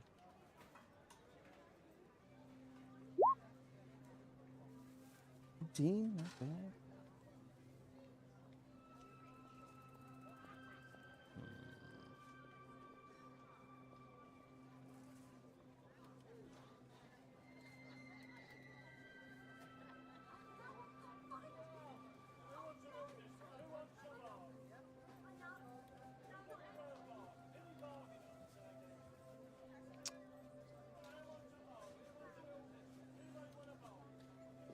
So, you learn...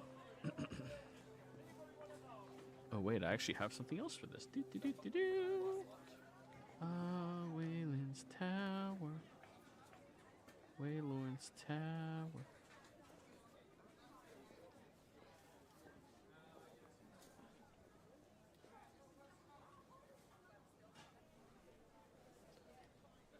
So, the Sylvanesti borderlands is where the old elven grounds are. Not the deep heart of the kingdom, but the outer country where old roads, ruined shrines, and sacred sites once marked the edge of Sylvanesti influence. There is less traffic, more history, and better chances of hiding something in plain sight among ruins. No one bothers to search twice. People are paranoid surrounding the area. What you learn about the specific tower is It is a name older than most settlements around it. The land nearby carries the weight of old magic and older memory. Even without knowing exactly where the trail ends, anyone heading towards this country is moving into territory where relics, shrines, and buried secrets would not feel out of place. Waylern's name carries weight after the War of the Lance, especially in stories tied to the East Approach. Not because he ruled the region, but because old sites near the tower were associated with vigilance, preserved wards, and the sort of buried magic that noticed when the wrong thing was carried through.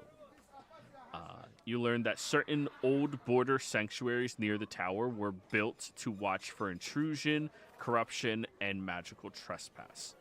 Relics and sacred objects moved through that country would have been harder to hide than in old open road country. That's everything you learn about that. Waylorn is it's a legendary name, but you haven't pinpointed why. All right. That's good, though. All right. Alrighty. That's your resolution. We did the religious stuff. Alright, Tanatar. Which of these items do you wish to research first? We kind of already know where the bow is, or the bowstring, somewhat.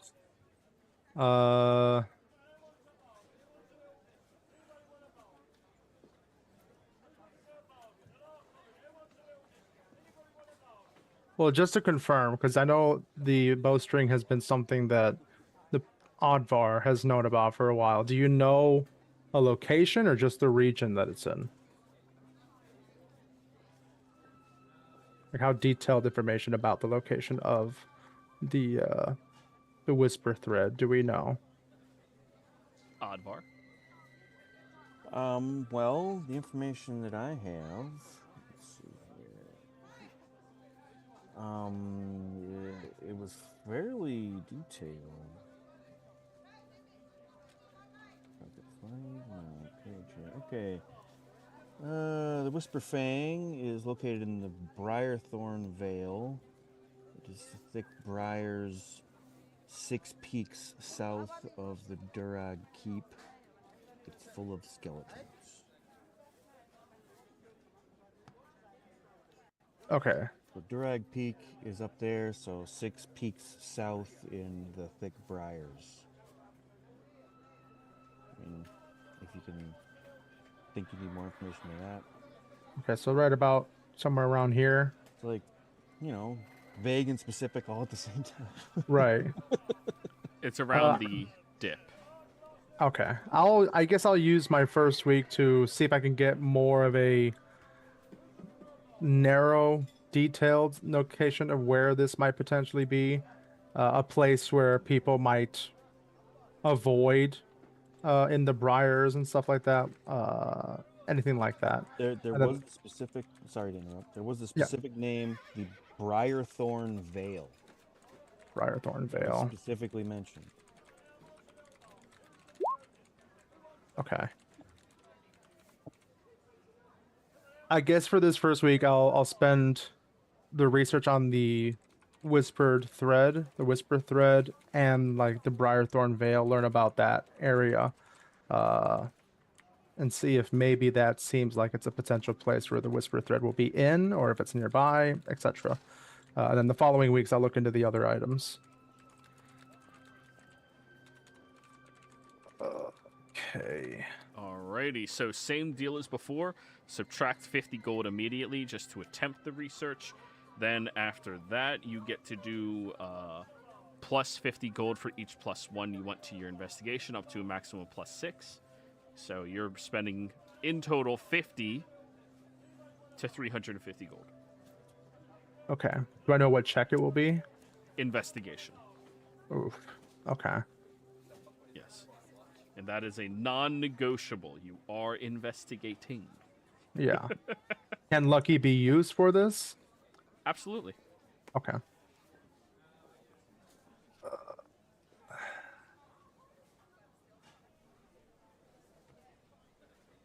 Give me just a sec here.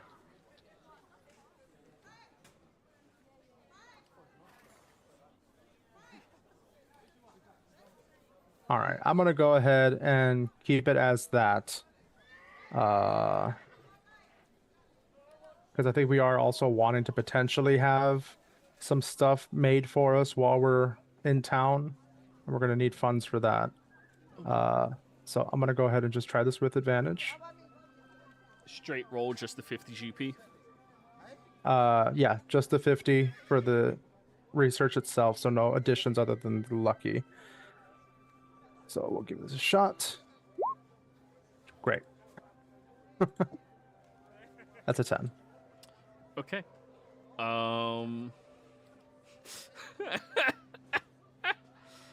Okay. You find older references that tie the Vale to a long-dead root system.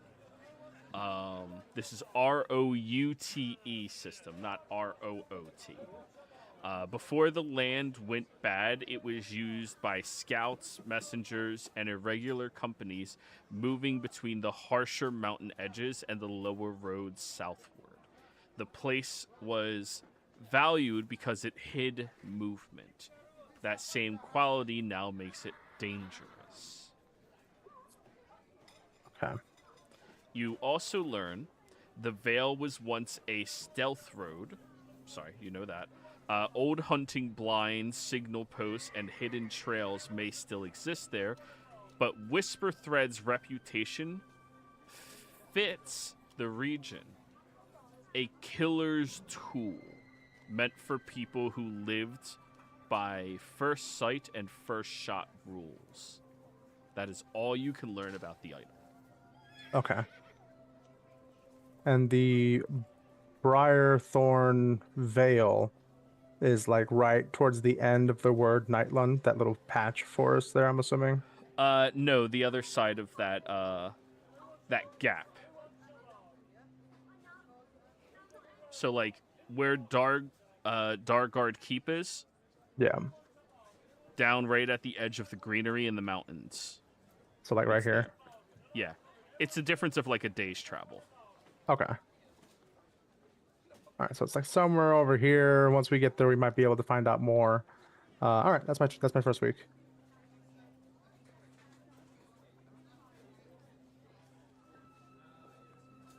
Alrighty.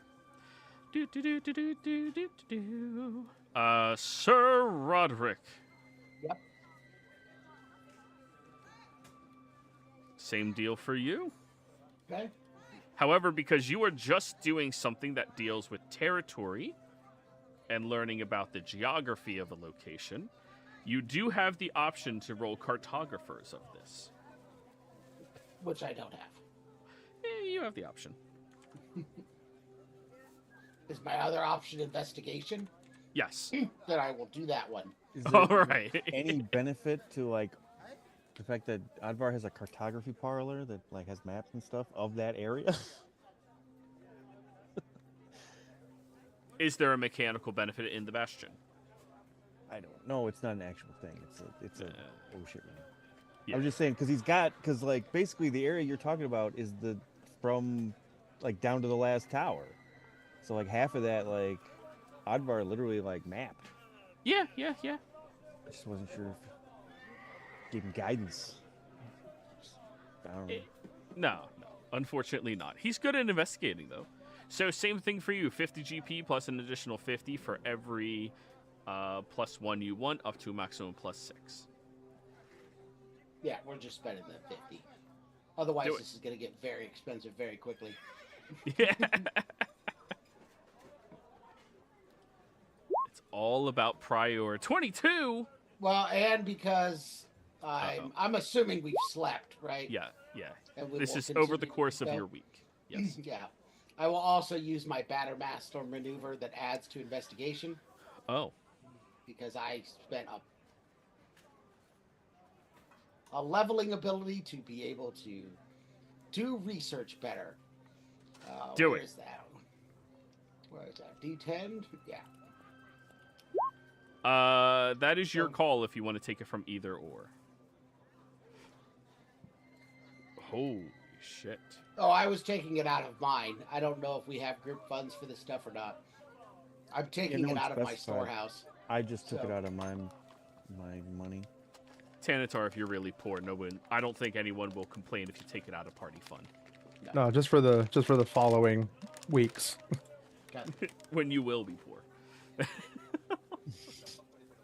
No, yeah, I mean party funds are available if people need. Yeah, when those pluses to the roll will potentially help Tanatar's rolling plus zeros. All right. So, the old reports stop sounding like rumors and begin sounding like a pattern. There was likely a small fortified way chapel or road bastion in the country between Nightland and Throt, where Solamnik or allied defenders once held the line against those spilling out of the east and south. It was not meant to win wars, it was meant to hold long enough for others to live. You learn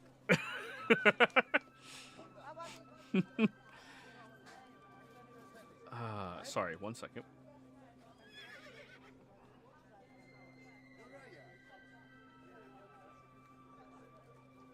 The country between Nightland and Throt was held by roads, watch sites, and small defensive positions, not broad territory control.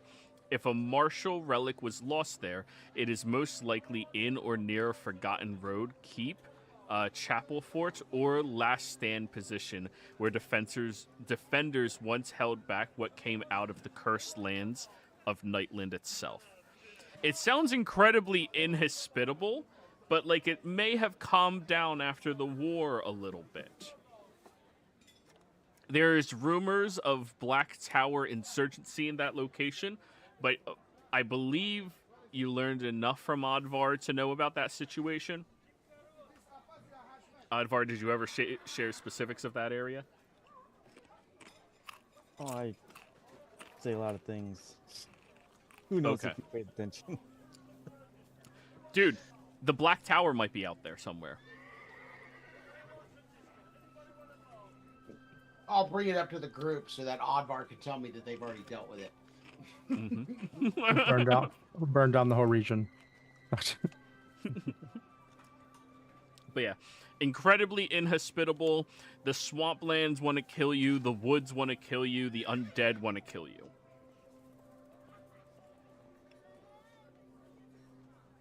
Okay.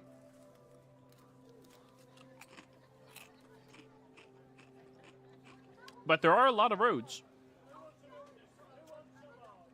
So, after week 1 of downtime, you guys meet back up.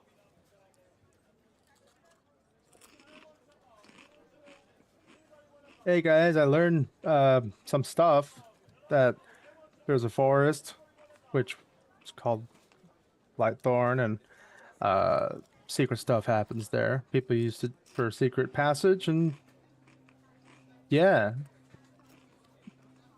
I'm not really good at this kind of stuff, guys. Well, fair enough. I learned some good stuff about, the area near Sylvanesti. Apparently it's the borderlands and there's ruins and stuff. It's easy to hide, so it'd probably be the best place to start looking. There's a ton of roads that pass between Nightland and Throt, but it's an extremely inhospitable area the whole way through. Undead, jungles, or forests or something. And there's a lot of rumor about Black Tower mages in kind of the southeastern area of Nightland. Oh yeah, that's the last tower. That's where Ebenezer and I and our other friends we thwarted their plans. That's the whole thing that Frank wants me to die over, is because I know too much. So I haven't brought it up all that much. So we don't have to just burn down the whole region. No. Okay, so we'll just leave that as it's been dealt with. We don't need more details because Frank already wants to kill you. No reason to add the rest of us to it. Yes, please do not put your lives in danger by incurring my wrath.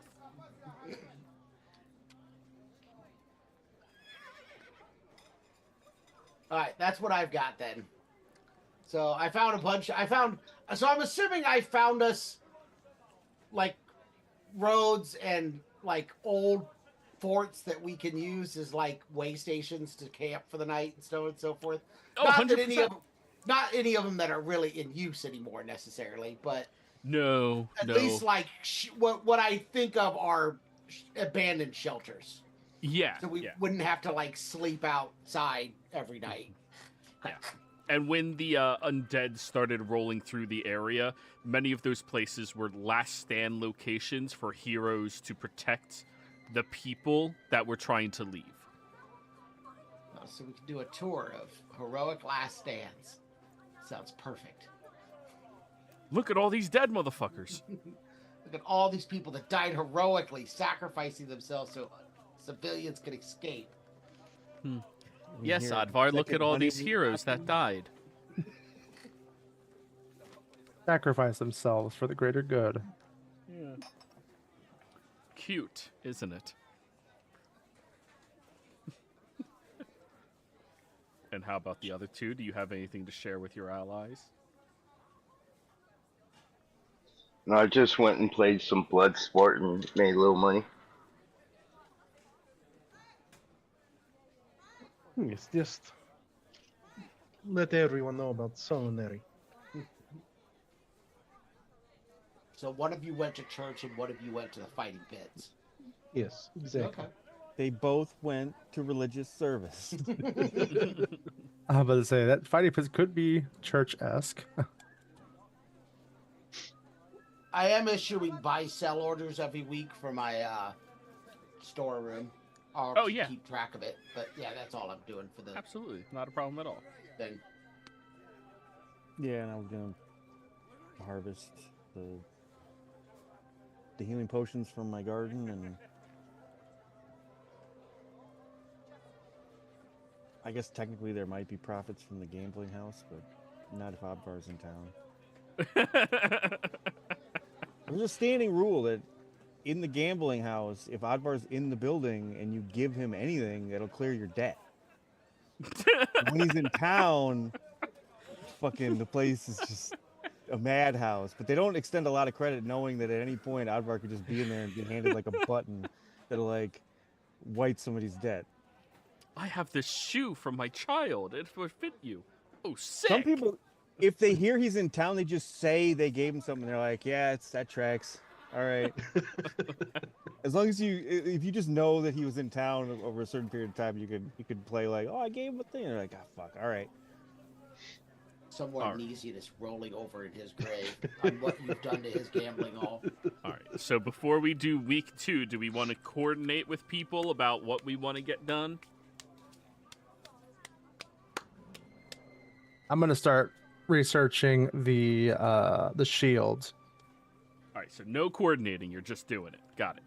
Well, I'm just letting people know that's what I'm trying to do. If anybody wants to assist or would prefer to take over, as I'm about to. You're muted. You muted yourself partway through that. I said, as I'm about to completely ruin the research attempt into the shield that we know very little about. Since it sounds like it's Salamian artifact, I will help you research that. Advar, are you going to keep digging on the path to Sylvanesti? Or... I was going to shift to try to see if there's any kind of a mountain route. Okay, so... I think I might be the best qualified to try to find a mountain pass that we can get through. I don't disagree. I was gonna look up our potential threats in the area that we are headed to. Which area?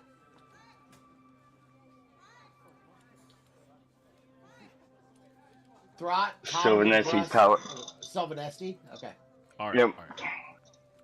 All right. So, week 2, Sir Roderick is helping Tanatar, or is Tanatar? I think Tanatar's helping Sir Roderick. Yeah. All right. As you come into the library, I'm like, oh, that's how you open a book. No. Wait, do you even read that language, Tanatar? Why are you researching in that language? It has a tree on the front. I don't know. It's an ancient Salomnia. Do you even read that? Didn't even know I that was a barely thing. read it. All right, Advar, what are you doing? I am trying to. Don't type anything in chat, please. I'm trying to keep this organized. I'm trying to locate a route through the mountains with, any maps I can find in town. Maybe even calling some favors with the mayor to talk to what's his name?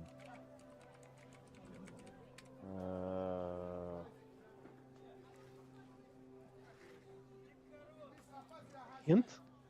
What? Muman Hausen. He's the guy who taught me maps. He's some famous Muman! photographer guy. Yeah. Maybe check with him, see if he's got any special routes through the mountains. Oh, you could definitely pay him to help you. That gives you a +1 Oh, yeah. for each 50 GP. All right. Alrighty. Max, what did you say you were doing again?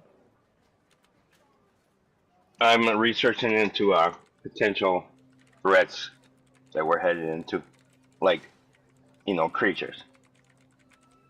In Sylvanesti specifically. Correct. All right, yeah, you could leave it open-ended, but then you're just learning about the threats of the world, and that's... Yeah, I've been across enough of those. All right, Nimbus. I'm going to spend 150 gold pieces and create a scroll of mass healing word.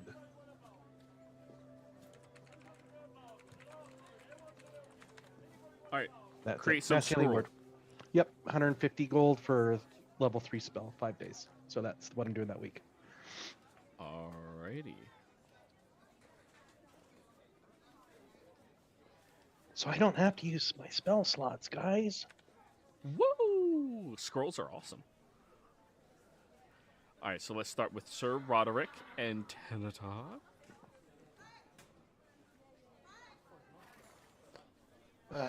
So research, I'm assuming? Yes, sir. Same system as before, but this time you have advantage. Yeah. Sweet.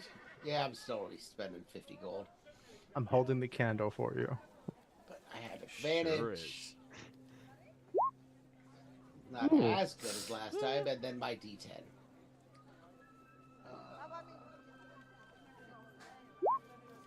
20.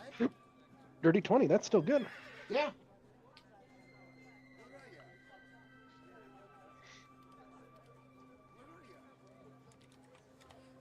Alrighty. 20.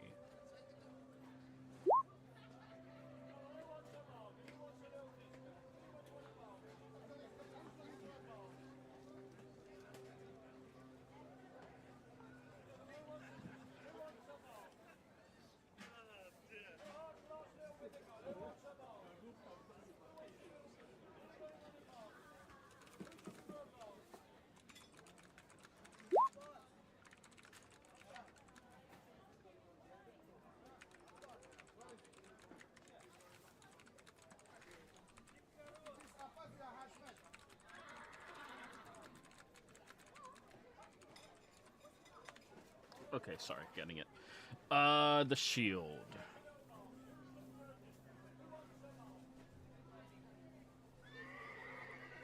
Oh, sorry, spoilers. It's a shield. I gathered that. The name of it. Yeah. Frank also said that it was considered a shield for us now, I think. I don't know if it always has been, but...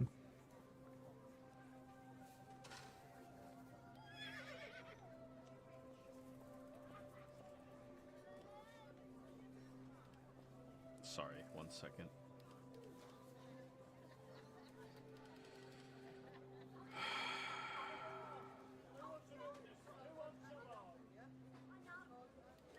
Shit's frozen. Stop being frozen.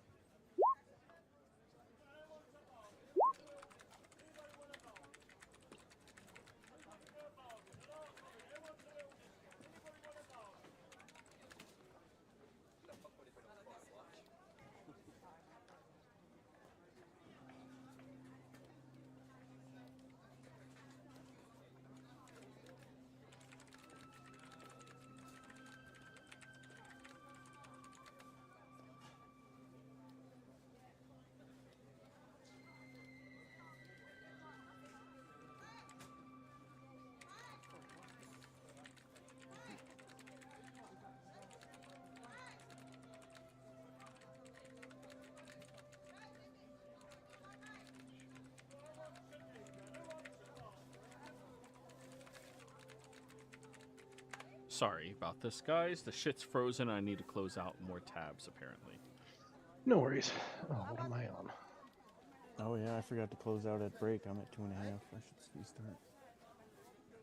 Surprisingly, Roll20's not killing me today. Yeah. Might be the holiday. People are traveling. They got no priorities. At least none good. They don't have any good priorities.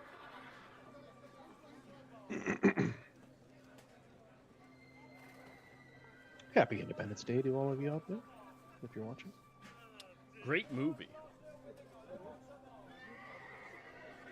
I'm back.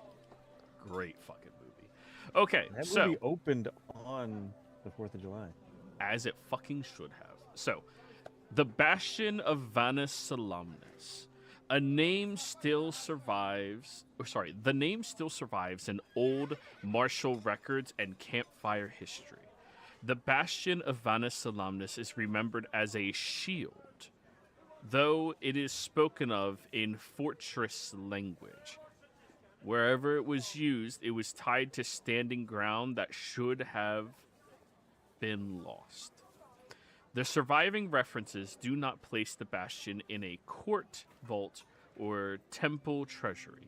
It appears in battlefield accounts, road defense stories, and fragments of knightly testimony that suggest it stayed in use for a long time instead of being retired into ceremony. The patterns begin to show. The bastion is repeatedly tied to actions where a small number of defenders held a position long enough for others to survive. Refugees escaping, withdrawals covered, bridges and road approaches held under terrible pressure and horrible odds. The shield story is about glory and endurance. And everybody hit a bunch of shit, so let me scroll up. 17 was what you hit? Dirty 20. Dirty Total. 20, thank you. So there's a good bit more information.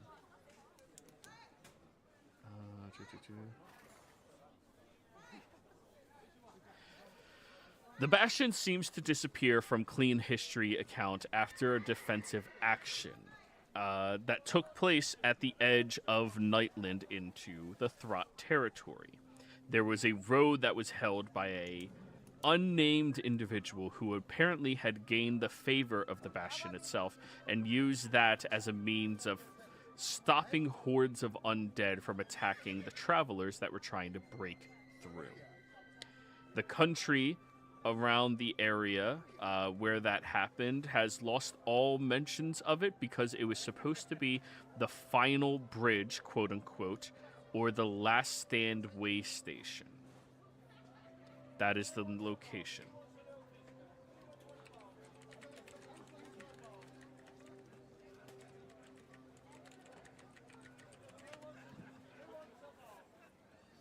That is where it was last spotted and seen, which is at the southern end of Nightland. As for what the item is, it appears to be some type of wielded weapon, a shield that can create a small barricade or wall, or in some instances, even a full fortress for defensibility. Nice. Mm-hmm. My research on the path in between Nightland and Throt and all of the little things that I found on locations, is there anything in those notes that point to something called the Last Stand? Yes. Far more westwards of Starport, there is a bridge that ventures across that entire channel, that entire river. The bridge is broken into 4 different segments, and the last one is referred to as the Last Stand way station. West of Starmount or east? East, sorry. Okay, that's fine. You clicked Yeah. east and said west, and east makes more sense heading into Throt. Did you not hear me? I damn said it. Weast. Open your ears, yeah. So yeah, that is what the two of you discover. You're good at this reading stuff. My father insisted upon it heavily when I was a child, as I do to my own children. I had no talent in casting of spells, so the tower didn't even bother giving me a book to read. They just taught me to read nature instead. Yes, tree. Alrighty. Next up, Advar. Same system as before.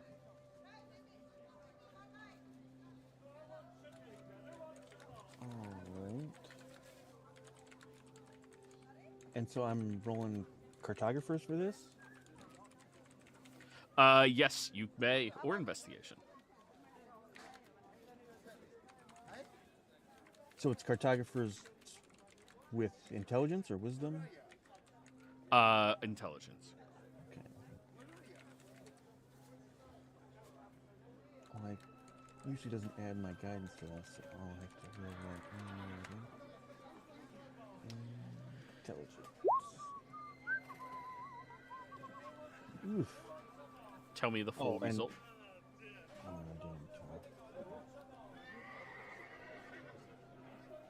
Damn. D4. Ugh. And then I only paid, or I didn't say, but I only paid for a +1. So. All right, 100. Well. So 12. Wow.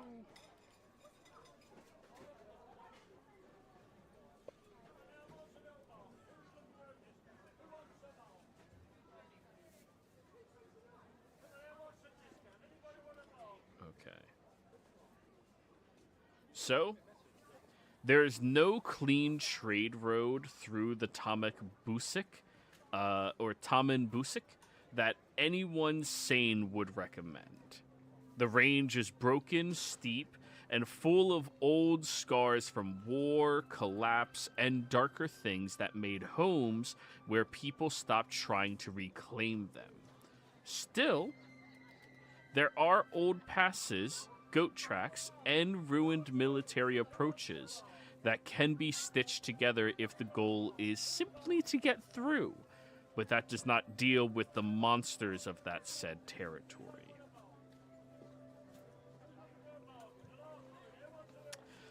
Most of the known movement through the range avoids the high central ridges and instead follows one of 3 bad options. Narrow shelf paths along the lower western slopes, old mining or quarry approaches now half collapsed and falling apart, or dry river cuts and ravines that give cover but funnel travelers into dangerous ground. That is everything you discover.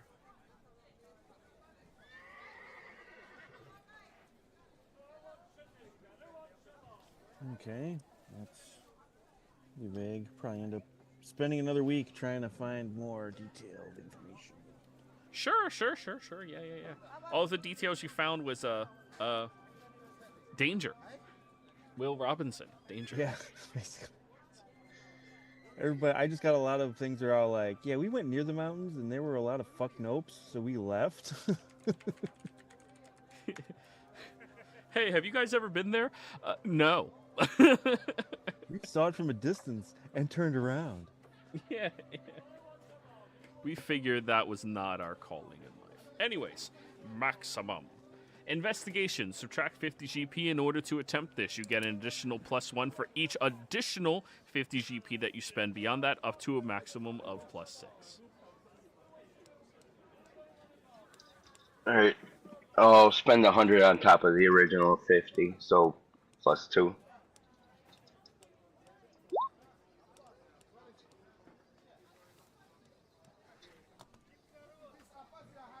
So you spent 150, so that's 21.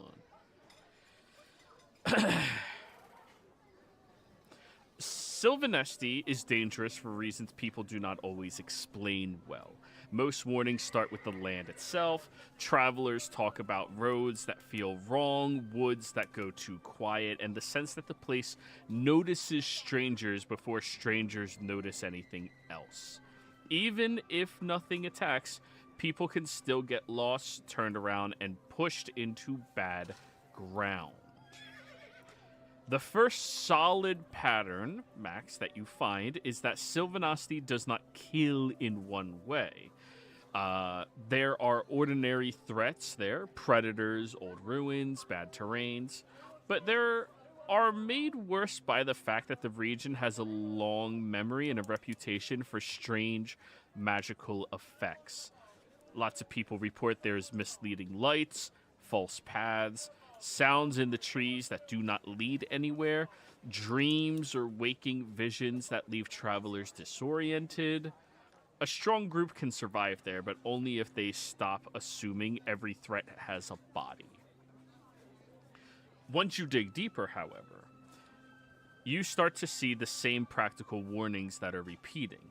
The biggest dangers in or near Sylvanesti are usually large forest predators, ruin-dwelling monsters and creatures altered by old magic, and territorial things that have learned people are prey.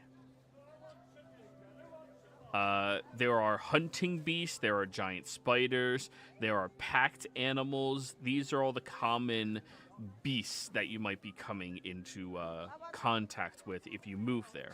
However, once you get to the old roads, you're looking more for things that conceal their nature, monsters that layer in the territory and claim it as their own and find you as their prey for stepping into it. This can span across many different types of things. And the worst thing is, the ruined sanctuaries down there have guardian creatures that never fully die. They draw upon old magic in order to sustain themselves and do some really fucked up things. And monsters have learned that a ruin is safer when the wild around it completely encompasses and blocks it out, meaning most places are hidden. You find that there are displacer beasts, ettercaps, giant spiders, treants, will-o-wisps, owlbears, specters, and cursed undead that can pass along their own vile markings to individuals and turn them into specters and undead themselves.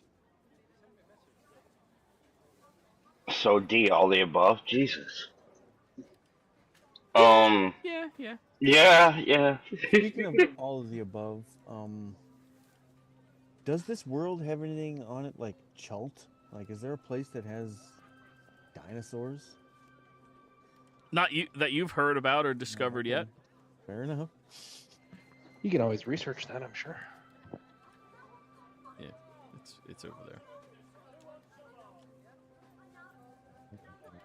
Yeah. All right, I'm gonna write that shit down and Yeah. I'm gonna write that shit down and then tell everybody once we, whatever. Sounds good. Nimbus, you're making a scroll. You don't need to roll anything. You subtract the gold. You have the spell slot. You make the scroll. What language are you writing it in? Assuming common, but let me see what I know. Pictographs, so anyone can cast it. Has to be on your spell list. You write the spell scroll in sign language and nobody can say it. No! No. Where am I looking? It'll just be common. I can't find the languages right now.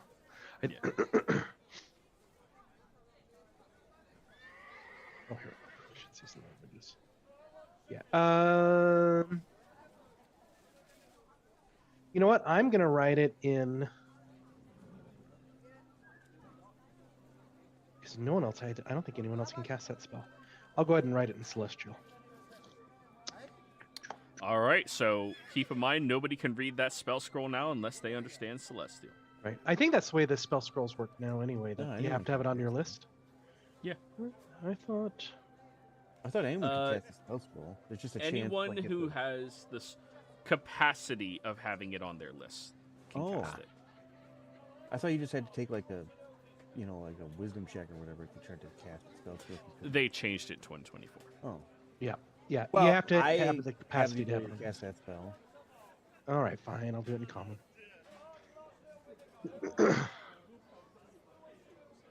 Twist my pipe. Yeah, I'll do it in common then. Alrighty. Nimbus is halfway done writing the scroll, and Oddvar comes by. What's that say? Ugh. And just crumble up. Alrighty. Alrighty. And that is week 2 resolved. Everybody share information.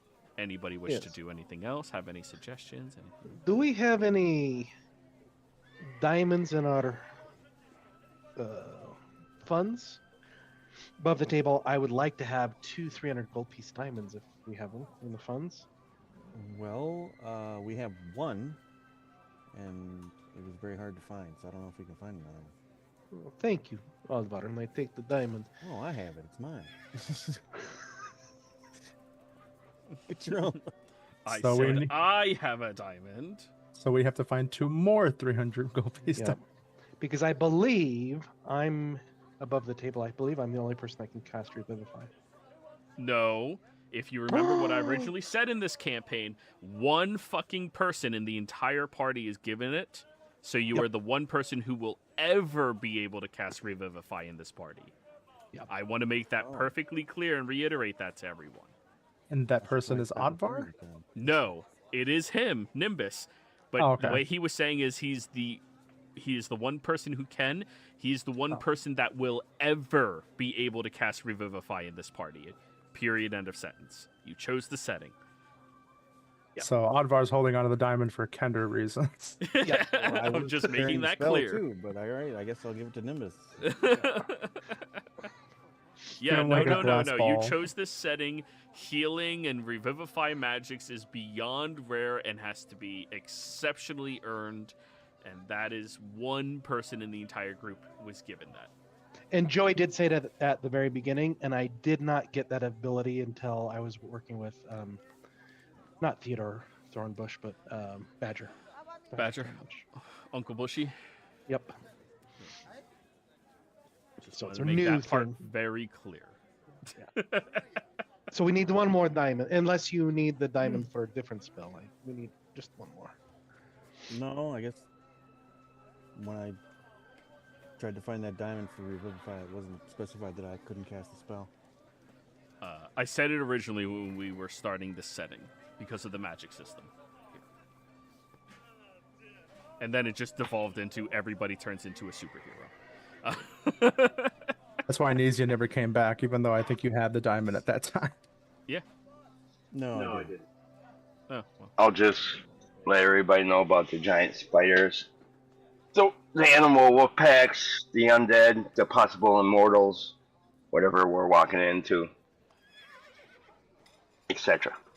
That sounds promising. I'm Doesn't it, though? down. I'm excited. I'll tell everyone about the last, what was it called? The Last Stand, which is on the way to Throt, where supposedly this bastion was at.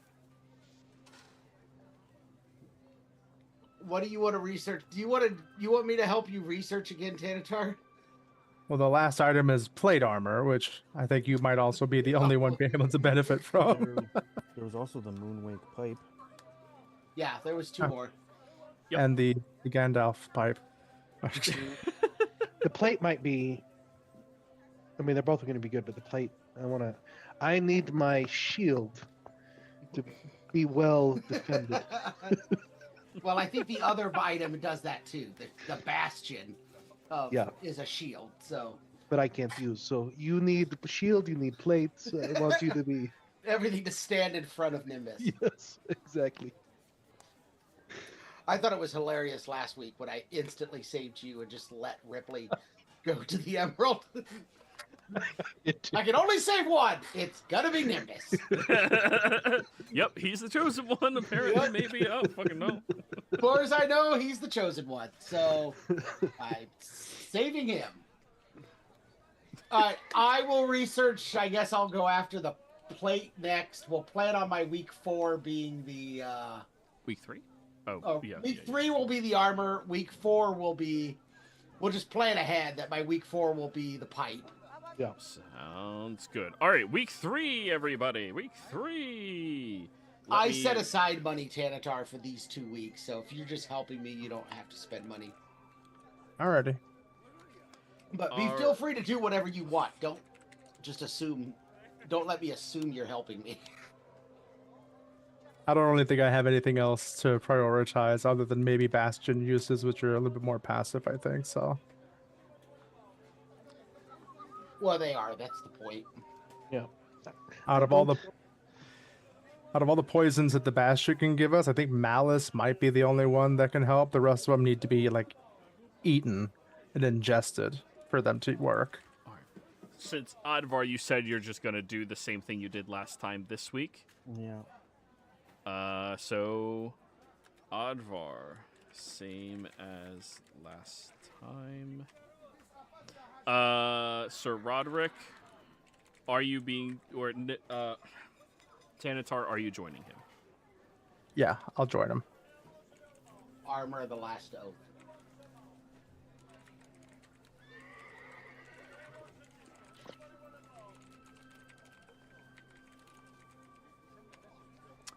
Okay, Max, how about for you? I wrote down I'm just gonna train, chill out at the local brothel and bar and etc. All right, carousing or relaxing. Correct. All right, Nimbus. I'm going to spend another 150 gold. And I want to, if possible, write Revivify in Celestial scroll. Just in case I need to use it from a scroll.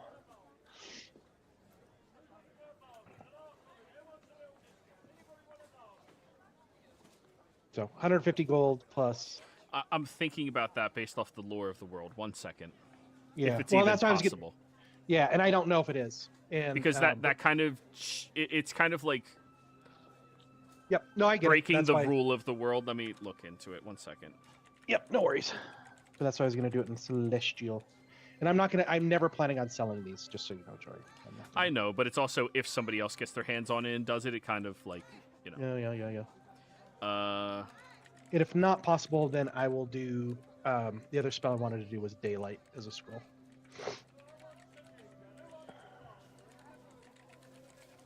I'm fine with not having it on the scroll. let I'll me just sit. look it up real quick.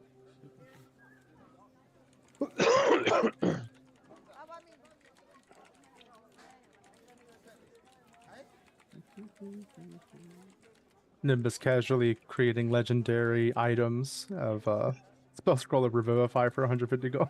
In Celestial. Doesn't tell anyone about it because he doesn't think anyone, doesn't seem like that.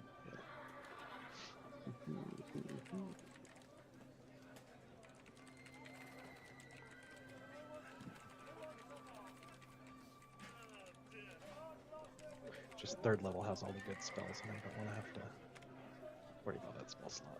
All right. But it's okay if I have to. Yeah, that's when sorcery point conversions start to get a little pricey. Mm-hmm. Oh, that's right. I could always convert. I forget I have that ability.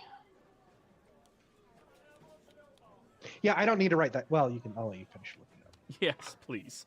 Because you already started. I'm like, I hate it when people do that. I'm like researching. Like, oh, never mind. Like, oh, what the hell? I just spent. What the fuck was the point of even asking?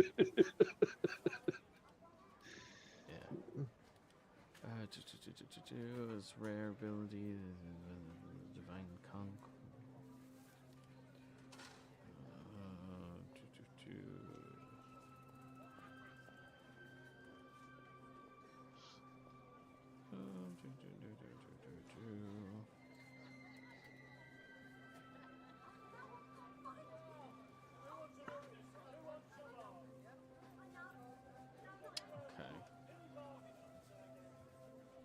And spoiler alert, while Joey's looking that up, this is the reason why I wanted to call him Theodore, I don't know why Badger died and then came back to life, and I told you guys that he died, but then he was doing stuff after.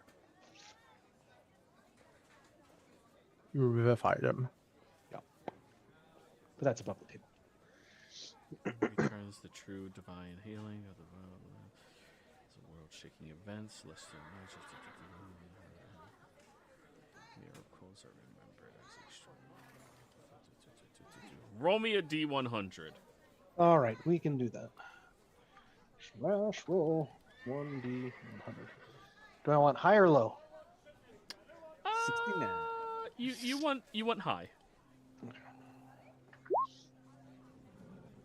Yeah, 48. It's higher than a 3.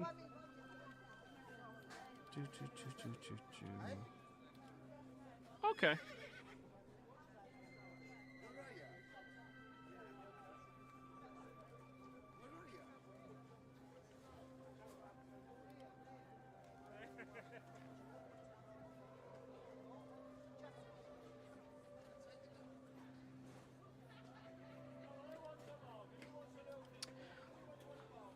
You can make it. I'm pretty sure it worked. It's not a third level healing word. It's you can make the spell scroll of Revivify. Okay. However, we're going to do your downtime first. All right, this is good. Oh, I just made that money or something. As you are scribing the specifics of this spell into text, into writing, you watch as a divine blue glow envelops around the room, and a shapeless figure seems to lean their head over, watching and observing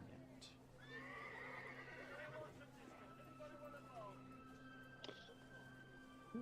Give me just a moment. I'm almost done writing this, and then I can be with you. She will place her hand on top of yours, stopping the writing momentarily.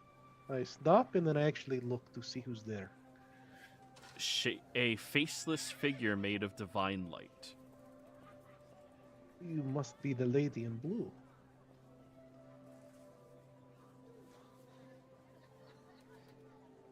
You attempt to access the realm of resurrection for any whose eyes fall upon this paper. Why? I wanted to make sure that if my companions, especially Sir Roderick, if he were to fall in service of Solonari or the gods, that I could bring him back. But if this is not supposed to be, I don't have to. Free will is something all mortal kind have. My concern is you understand the nature of this spell. What it does to the caster. Oh, this is true. I forgot about that piece.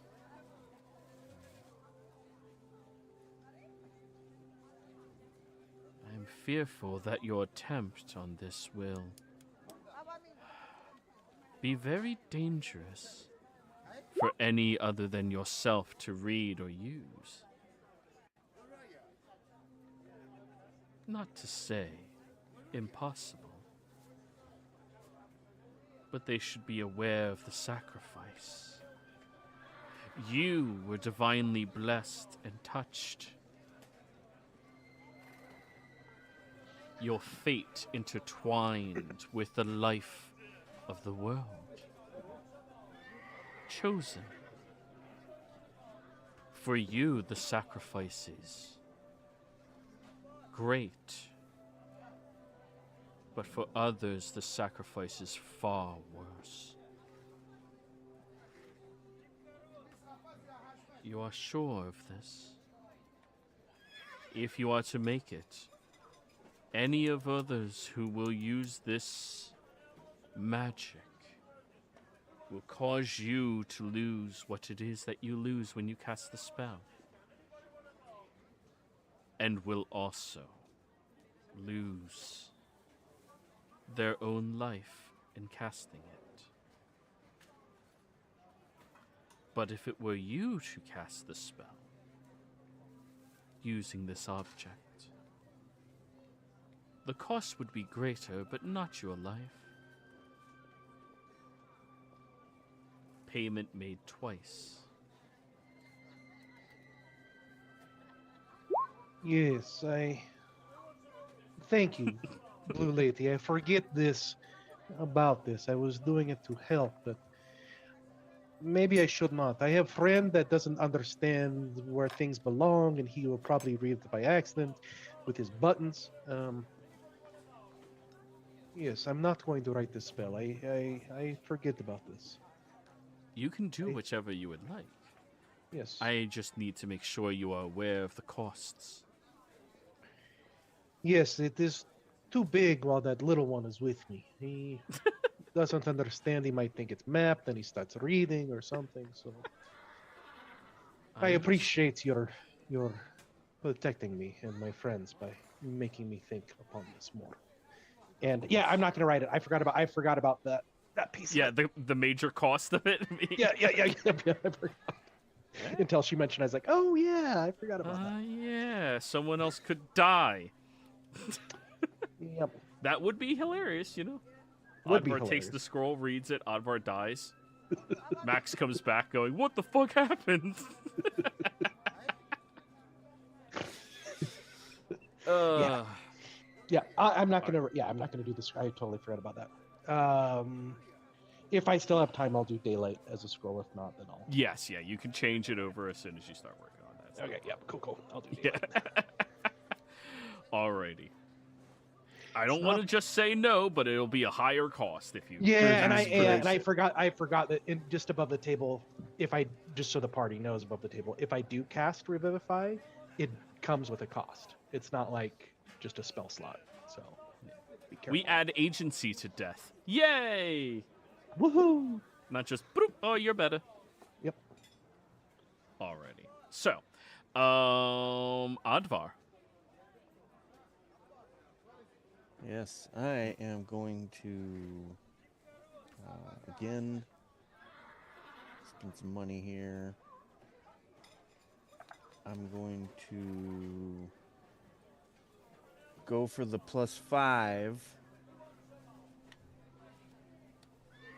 So that's 300 gold. And yeah, I'll go check with Silky, see if they have any special routes through the mountains. Because this guy doesn't have anything. He's just got all these official maps. I need to find the real shit. So +5 plus my D4. Come on. Oh. 19. I wanted to make 20. Still pretty good, though. Still pretty good. Pay to play, baby. Pay to play. Yep. Alrighty, so I already told you the first two. That was DC 10, DC 12. So, the best line eastward is not the highest pass. It is a broken southern crossing route. The remains of an old approach road that once linked isolated outposts and supply holds. Large parts of it are ruined, but enough survives to matter. It depends around the worst elevations. Uses natural stone shelves and eventually feeds into older country that can carry a traveler towards the Solenesti borderlands. You can mark the shape of the route, though not every step of it. Okay. So I will do that for you. So yeah, so it's not a continuous. It's in disrepair, but it's a good fucking foundation. All right. Well worth the added efforts. Oh, we're not done yet. You got more. What the fuck? That's not the tool I wanted. No, I just mean like I definitely wanted more. Like taking another week to do this was like, I gotta have more details. You know? And I at don't first, know when you what the said fuck's going on. cartography, I was thinking wisdom because that's usually what I roll. But intelligence, Which one just draws? There we go.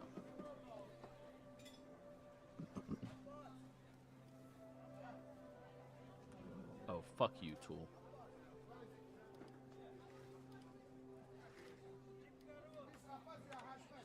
I am not an artist. That's not in my repertoire. What the actual... I just clicked off of it. Why did you click the fuck back on? I clicked off. Stop doing it, you little bitch. Nothing in the middle. All right, there we go. I'm trying to remember why this city is marked. I think this is where Fran came from. Which city? The one that's got the little white square around it. That one? Naraka? Naraka? Yeah. I don't remember why it's marked out. That's what I mean. Like, I think... Honestly, I think it was marked out because that was something about, like, that's where Fran was encamped or whatever when she was doing her thing during the army. That's where goblins are from. There Is you go. Taman Busk. So Something like I that, think yeah. she was there at some point. I don't remember if that's where she went back to when she left us, because she went back to her people. Yeah, she was doing stuff.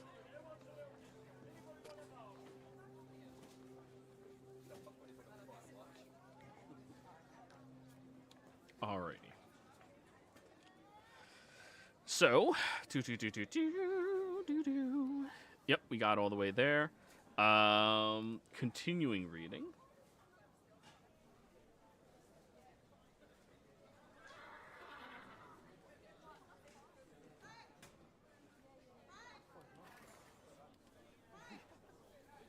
So, the problem with this route is there will be a lot of climbing. There'll be a lot of finding routes under pressure. There will be many different packed animals that like to attack from on top of mountains. If you are not ready for them, your party will be in grave danger. If anybody falls in most of these locations, they will probably meet their demise or have to spend half a day, if not a day's travel to get back up here. Again, buying if they can fly or not, because you guys get to think on that spectrum. And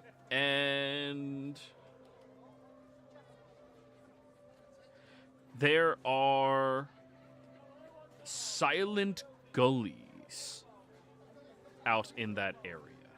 Places where it is dead quiet, but creatures of flying origin call this their home and terrorize anything that moves into their territory. These are wyverns, manticores, harpies, and sometimes even creatures from forgotten ages of experimentation from mages that were too greedy. That's everything you can learn. So if you don't hear anything, you're in trouble. If it ever goes silent, you are in big Quick, everybody danger. make a lot of noise.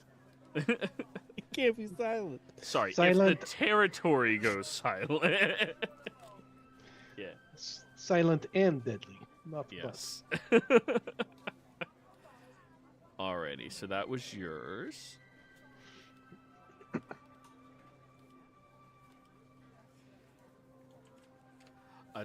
Sir Roderick with Tanatar.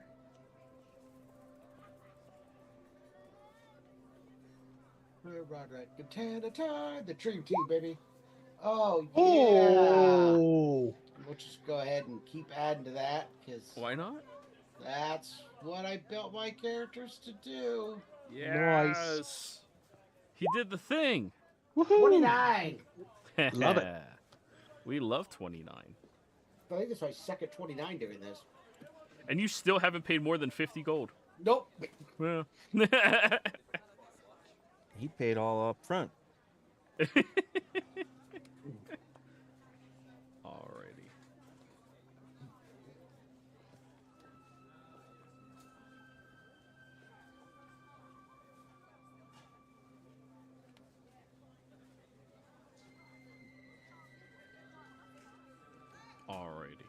So,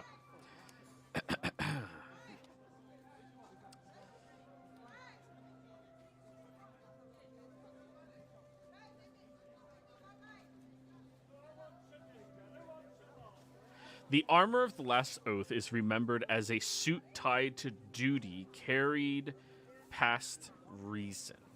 The kind of relic spoken of by knights who care more about holding a line than thinking or looking splendid while doing it. The entire armor set was crafted back in the age of magic, back when there was so much of it to go around, and the Solamnian Knights were seen not just as the protectors of this territory, but the protectors of the realms. It was crafted so that any of those that reach the highest order within the knights themselves may swear an oath to this armor, and it will adapt in order to protect them or their ideal, depending what is necessary.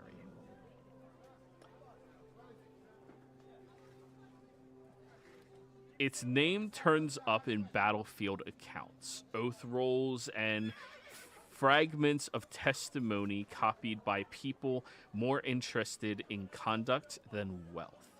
That suggests it stays in active use for a long time and was worn by someone who expected to be needed, not displayed. However, at the end of the Age of Magic, many of the oath-sworn individuals who own these armors came together and sacrificed it so that they could create a protective barrier around one of their towers, the High Clerist's Tower, in order to safeguard it from being burned, destroyed, or ravaged by the enemies that were coming after the people. They did this as a failsafe to save everyone who had to abandon and flee, and to use all of their collective oaths in order to save the territory of Solamnia from being overrun and destroyed. However, there are rumors of this armor still existing out there. All of the accounts of the sets of armor that existed, some of them leave out a couple of names. There were supposed to be 10 of these armor sets. Only 9 individuals were accounted for within the tower itself to protect it. So somebody out there still wielded it before all of the others were destroyed.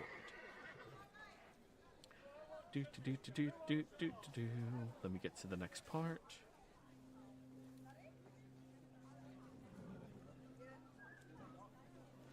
The armor of the Last Oath was last seen within, what is it called?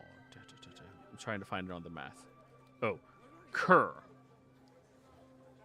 A traveling scholar took note that when they arrived there, there was an individual in charge of a small, forgotten community. They were safeguarding them from the monsters and from the beasts of the territory from attacking and killing them. This was some 80 years ago.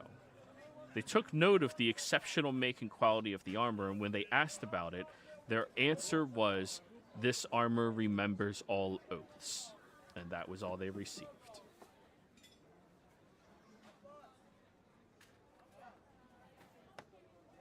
Where was that again? Kern? Kerr. Oh, Kerr. Yep. A small, remote, nomadic village.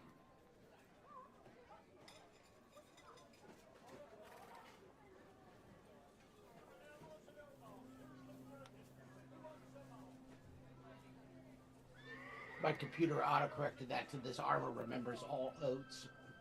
All oats. Get him a feedback. Those are my oats. Here to talk to you about diabetes.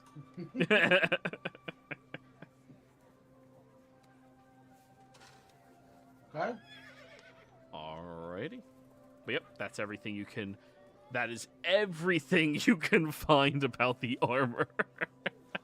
As of now. All right, that was week 3, everybody. Any collaborations, notes, thoughts? Well, there's only one place that the armor supposedly still exists, and that's kind of out of our way. Because it's in Kerr, which, I mean, we'll be next to Kerr, but we're not really passing through it. Well, maybe we can go after. Yeah, that's true. After we find out where we go to next. Because based upon what this thing is doing with all these things, we'll end up like in the Blood Sea of Istar or something at the end of this.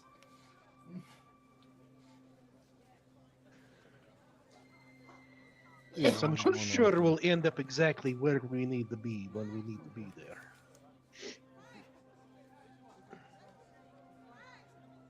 I appreciate your faith in him. Solinari protects you. Solinari likes you. Blind devotion. Well, The player likes you too. I already declared my week 4, so Can you remind me what that was? the pipe. The pipe. Oh, yes. Oh, daddy boy. Oh, wrong pipes. Yeah, I'm gonna say. I assumed it was more of like a smoking pipe. But It is. Yeah. Tanatar, are you joining him? Yeah, it's the last magical item, so I'll help him out with that. Make sure my deal with Frank is fully utilized. Your murder deal? Yeah, I'll actually tell during this week. I'll try to figure out a time as well when Frank is not like directly on my shoulder, and I might whisper it to Sir Roderick as I'm like, by the way, do you know how I know about this stuff? oh God, why do you tell me this, Thanatar? I gotta tell someone. You're probably the most likeliest person to stop me. Be interesting if confession actually worked that way, right? Like, Yeah. By the way, once Sentis dies, kill me. This is tainted knowledge, Thanatar. Uh-huh. And I can die twice per day.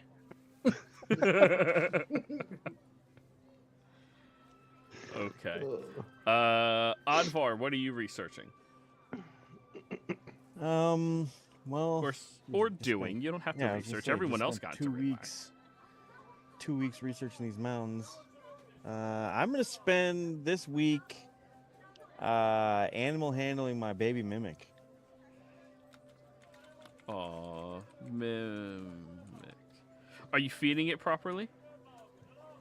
Yeah, Like it's as getting a much rat as a it day. seems to? It gets a rat almost every day. Are you keeping it to just the rat, or are you ever giving it a little more? No, whatever it wants.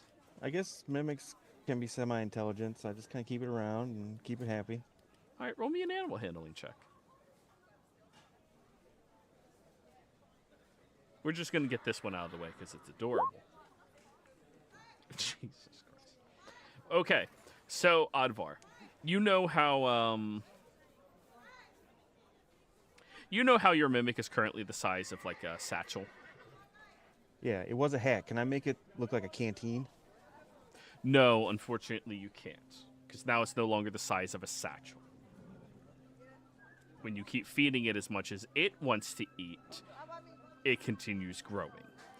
It is now the size of an adventuring kit style backpack. Oh, it's getting too big.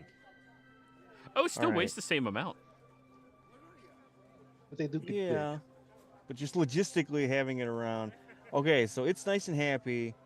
I'm gonna leave it. Oh, it's so happy with you. I'm You're gonna gonna leave it in the maw Oh, with like. that'll go well. Well, I'm gonna leave instructions with the goblins to give it rats and stuff. Yes. Keep away. Yes. That'll go well. big. Mhm. Well, hey, it'll go a certain way. You don't Just want to kidding. take the backpack with you? You just gave him a new god. It Well- likes you so much. All right, yeah, we'll keep him around. He's cool. Okay. At this point, he does act as a bag of holding for you. But the extra dimensional space inside of him is not as big as a bag of holding. It's only a 10 by 10. Okay. Or 10 by 10 by 10. All right. So it's your mimic of holding. And I'm glad you don't watch the other campaign because they have I would. Yeah. No, go ahead. Finish. A different game has what started off as a satchel of holding now is a cart. There was a mimic that was a outhouse too in one of the campaigns. I don't remember which one. Yep, same game. Now it's the size of it's not a cart, it's a wagon. It is now the size of a wagon. And the party gets to sit in the back of it as it travels around by itself. I might have made the joke once before, but eventually it's going to start going, feed me. Seymour. Didn't the old Singing. Saturday have one the size of a shack? It Yeah, got that it- big, yeah. Yep. Yeah, it was big. Alrighty.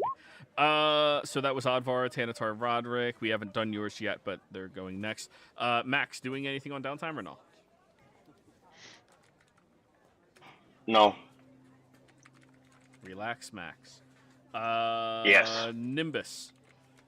I am going to spend another 150, and I'm going to make a mass healing word for Oddvar to carry around the scroll. Alrighty. If you would like it, Oddvar. If not, I'll hold on to it. And I will do this one in common as well. Oh yeah, that's cool. Hey, what's that other fancy one you threw out? What's this one ripped up in the trash? Let me burn it, and I burn it. This isn't that good ink, right? Revive a fee? What is this? Revive a fee? Alrighty. So then there's only one purse or one skill check needed. All right. Go ahead whenever you're ready. And there, I finally Ooh. broke 30. 30. Hey, let's go. The pipe was in your back pocket the whole time. I've traced it down to a darkened law and his back pocket. I've been using it as a spoon. Turns out it's the pipe Nimbus has been smoking this whole time. It's Nimbus's pipe. Wouldn't that be fucking hilarious if I That'd be did that? Yeah, you're supposed to. You never clicked it to like snap it in place. The moment you do, oh. That's why Frank always gives you those side eyes. You ever wondered why it never ran out of tobacco? One of these days, I'll be creative enough to do that for a game. Oh, that would be hilarious. Okay. So, the Moonwake pipe survives mostly in rumor, tavern memory, and scattered mentions in the notes of priests, scouts, and night travelers. It is not talked about as a lord's treasure or a wizard's trophy. It is remembered as something personal, a relic meant to be carried, used, and trusted in bad hours. The pipe's reputation is tied to quiet survival rather than raw power. People who mention it speak of hidden camps that were not found, long nights endured in curses or hunted country, moonlit smoke that calmed the mind, the traveler slipping through danger without drawing the wrong eyes. That suggests the item was valued by people who moved carefully rather than people who ruled openly. Would you keep researching past this, or are you no longer interested because it's all about careful bullshit? Well, no, because I want Nimbus to be careful or Oddvar, one of the healers.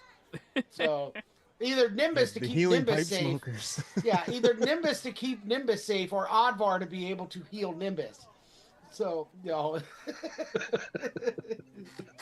All right. The stories keep circling the same kind of owners: priests on dangerous roads, wardens of sacred places, solitary messengers, night scouts, and those who watched over others while still remaining half unseen themselves. The Moonwake pipe seems to have been the sort of object passed hand to hand through need, never inheritance.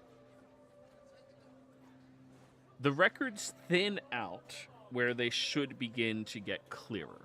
There's no clear or clean chain of custody, no temple inventory, no noble collection noted. The trail breaks the way field relics usually break.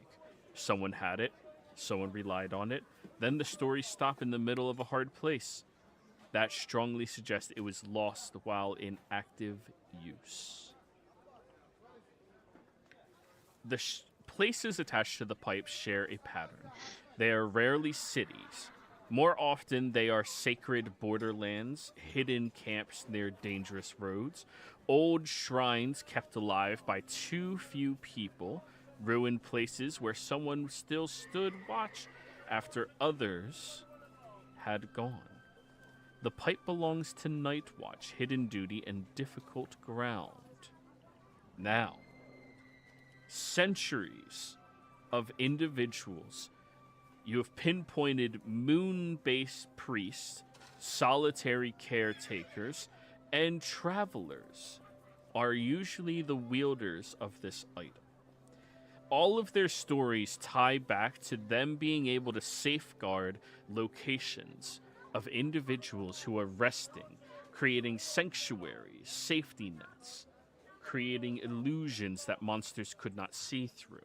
Something that allowed people to persist and live. The last record of it, you guys are going to find this hilarious, was when it was utilized by people evacuating Nightland as it was turning into a monstrous, horrible location filled with undead. There was one priest who stayed behind in order to safeguard and usher people who were trapped, hurt, or elderly who couldn't travel as easily, utilizing the pipe to disguise them under moonlight and help them escape. Though where it went during that time is unknown, you do have stories noting that the people that wielder was helping did manage to make it to Starmont.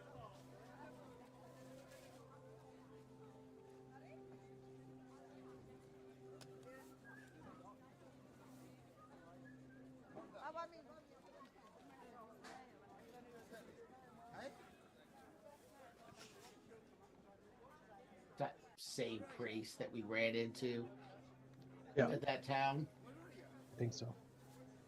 Because there was a priest there. I do remember that.